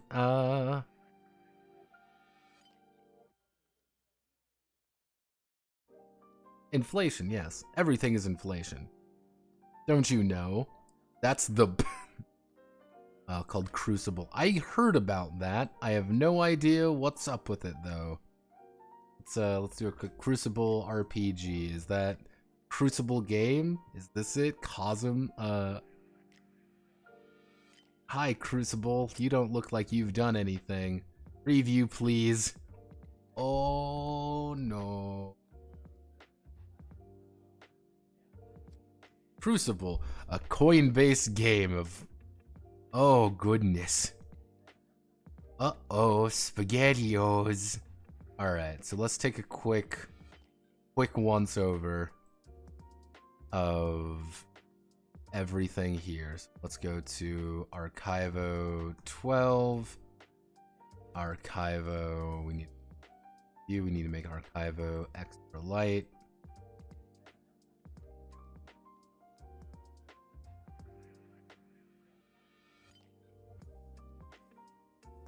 Two.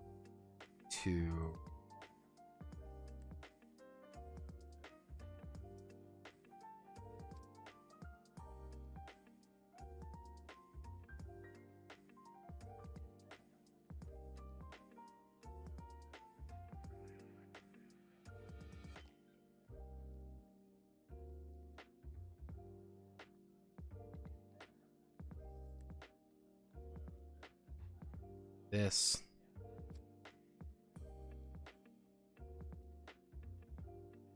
Double check everything. 5 light 12. Select everything here. Archivo extra light 12. And I believe that is everything. No, I know it's not. Actually, I know there's one thing I need to add, and I don't know where to add it.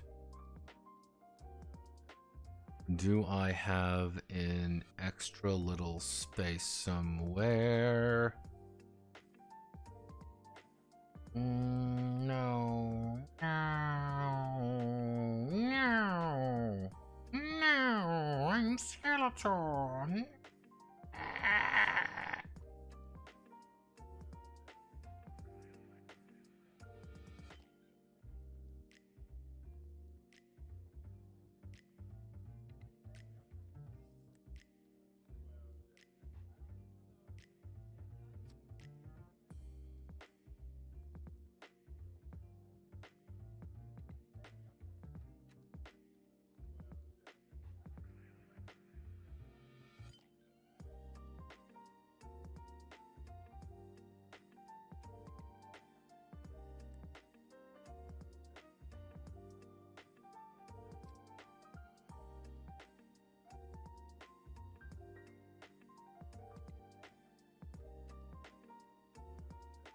Well, here's the thing. If you make a game for a VTT, you will be unable to play it outside of that VTT.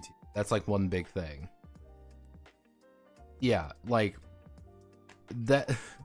I've encountered that a few times before, and I always find it really very funny.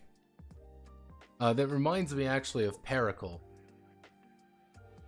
or Percolale, depending on your definition.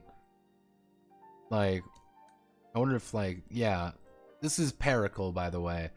Like, you have like a Game Master app to things, and you have to play it out that way. You have to use fucking Lore Master and shit like this.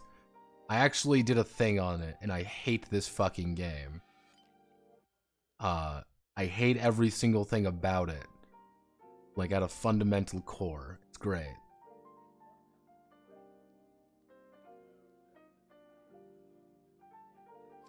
It's a good sign when VTT makes its own TRM based off the simplest possible thing to emulate, a coin flip. Yeah, I don't believe that's the, I don't think that's the right one. I think it's just a vaguely similar name, because it's not exactly the most unique name in the world. Like, do we have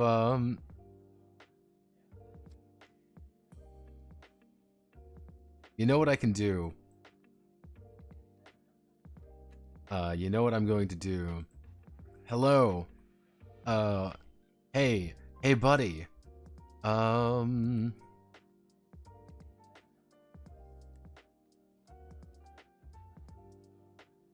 Actually, I'll yell at my two guys.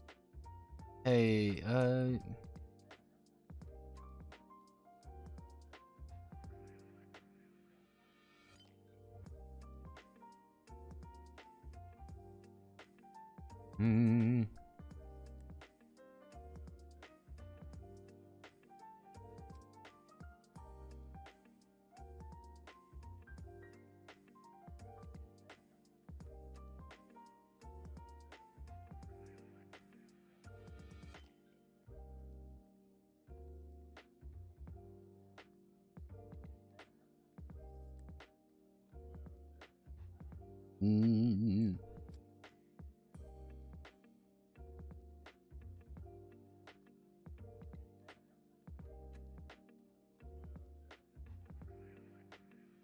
my friend's own foundry, so I may as well take a look at it.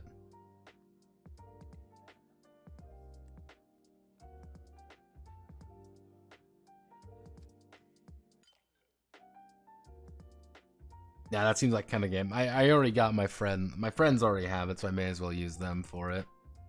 I'm curious. Curious and curious. If I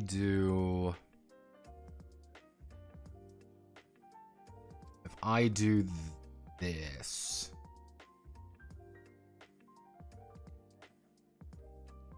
and then we select you, I can put it right here. It's going to be a little awkward, but I can maybe make it work. I'm going to keep that open. I need to put in one table that looks like this.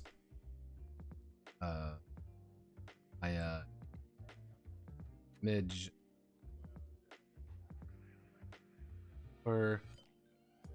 So,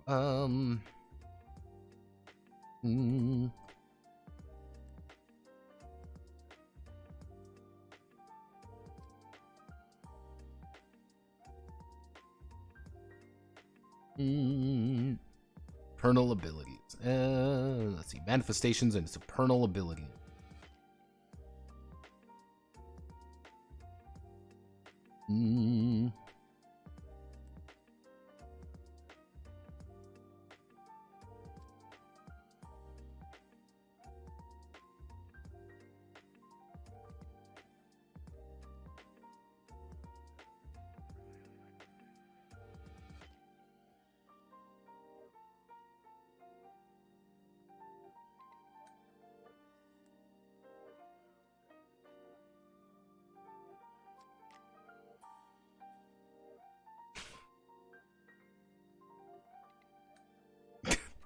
My fool of a friend hasn't turned off Discord notifications. I'm like, hey, do you have this?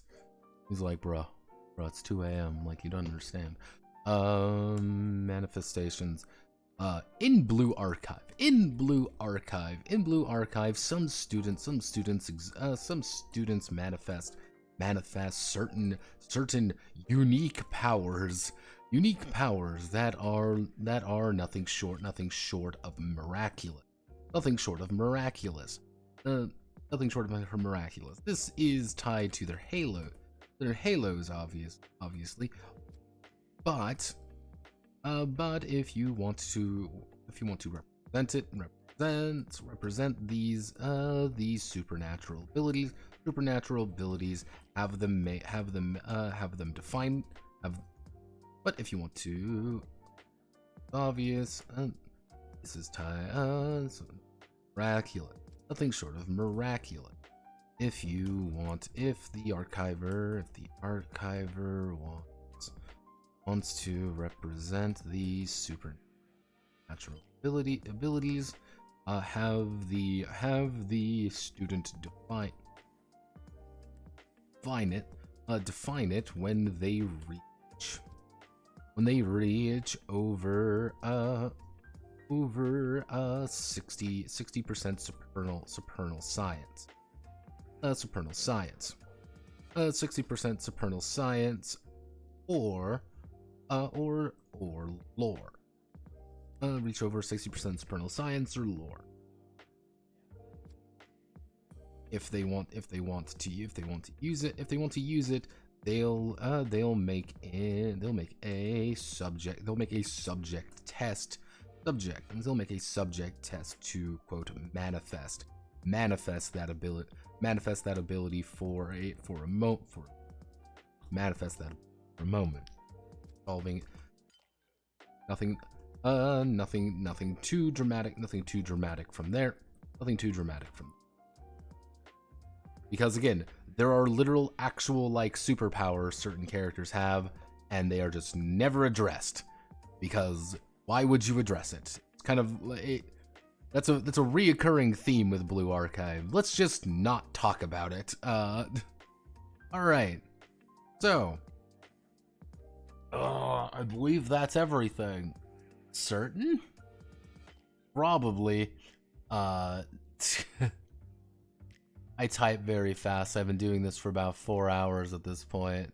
My mind is currently potatoes. But let's check.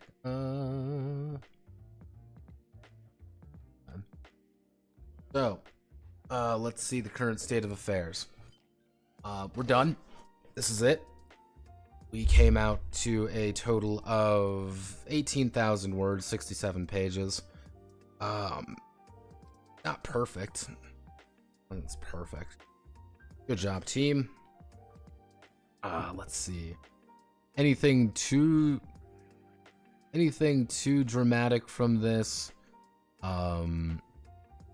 Generally speaking, I had fun doing it. I would say like right now, right this moment, scene system is a little bit wonky. I'm not like the super happiest when it comes to like drama scenes.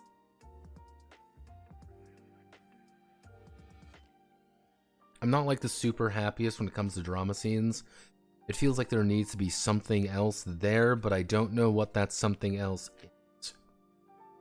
Because that's one of those sections of the game where it's like, please play the fucking game. Like, have a situation, have them make checks. Boom. That is the drama scene. That's all you need to do. It feels like there needs to be something else there. Everything doesn't feel like there's something like quiet. Everything's blue, but God, I'm having a stroke. I'm not even going to attempt to read that, so my brain is not working. Generally speaking, there's probably a few things that could use it. The club is very much an optional system. I should put a note in there somewhere. I'll do that right. Do I have a place to put the note? Actually, I know what I can do.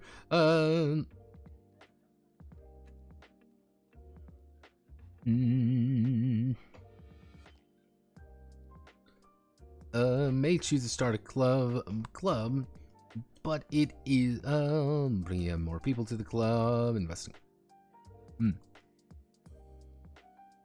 This is entirely optional. I'm just going to put this like right here. I'm going to underline it, do that. This is entirely optional. Like, I just want to emphasize creating your own club is optional. If you want to, it's a good way to say like, hey, this is a good like standing point, if that makes sense. If you want to have a fun game or whatever, and you want to just play JTF, you want to play Justice Task Force, cool, you're playing Justice Task Force. You want to start your own club and kind of manage that aspect, you don't have to use this system, you can just make a club and just say you're making the club. But if you want a little bit more behind it, you can add a little bit more behind it if you want. But yeah, that should be literally actually everything. Elemental forces, you're right, I'm gonna fucking change. Yes, that is everything. Let's see. Currently, everything is looking pretty alright. I should go through and double check a few certain things just to make sure lore stuff is, hammered out. Let's see. Anything else fun and exciting about this? No, nothing. I learned a lot about Blue Archive. Learned that I probably will never touch this thing again unless I get paid to do it. And yep, that's it, everyone. You can now Blue Archive. I don't even have the combat map in. I should make the combat map, shouldn't I? Or maybe I don't make the combat map and I just say fuck it and not think about it. No, I should make it. I know what to do for it. It's not complicated, it's just writing it. What's the next up on Commission Mountain? Alona. Currently the state of affairs, I'm gonna have to contact the commissioner a little bit and get everything sorted out, but Alona is currently on the next one on the list.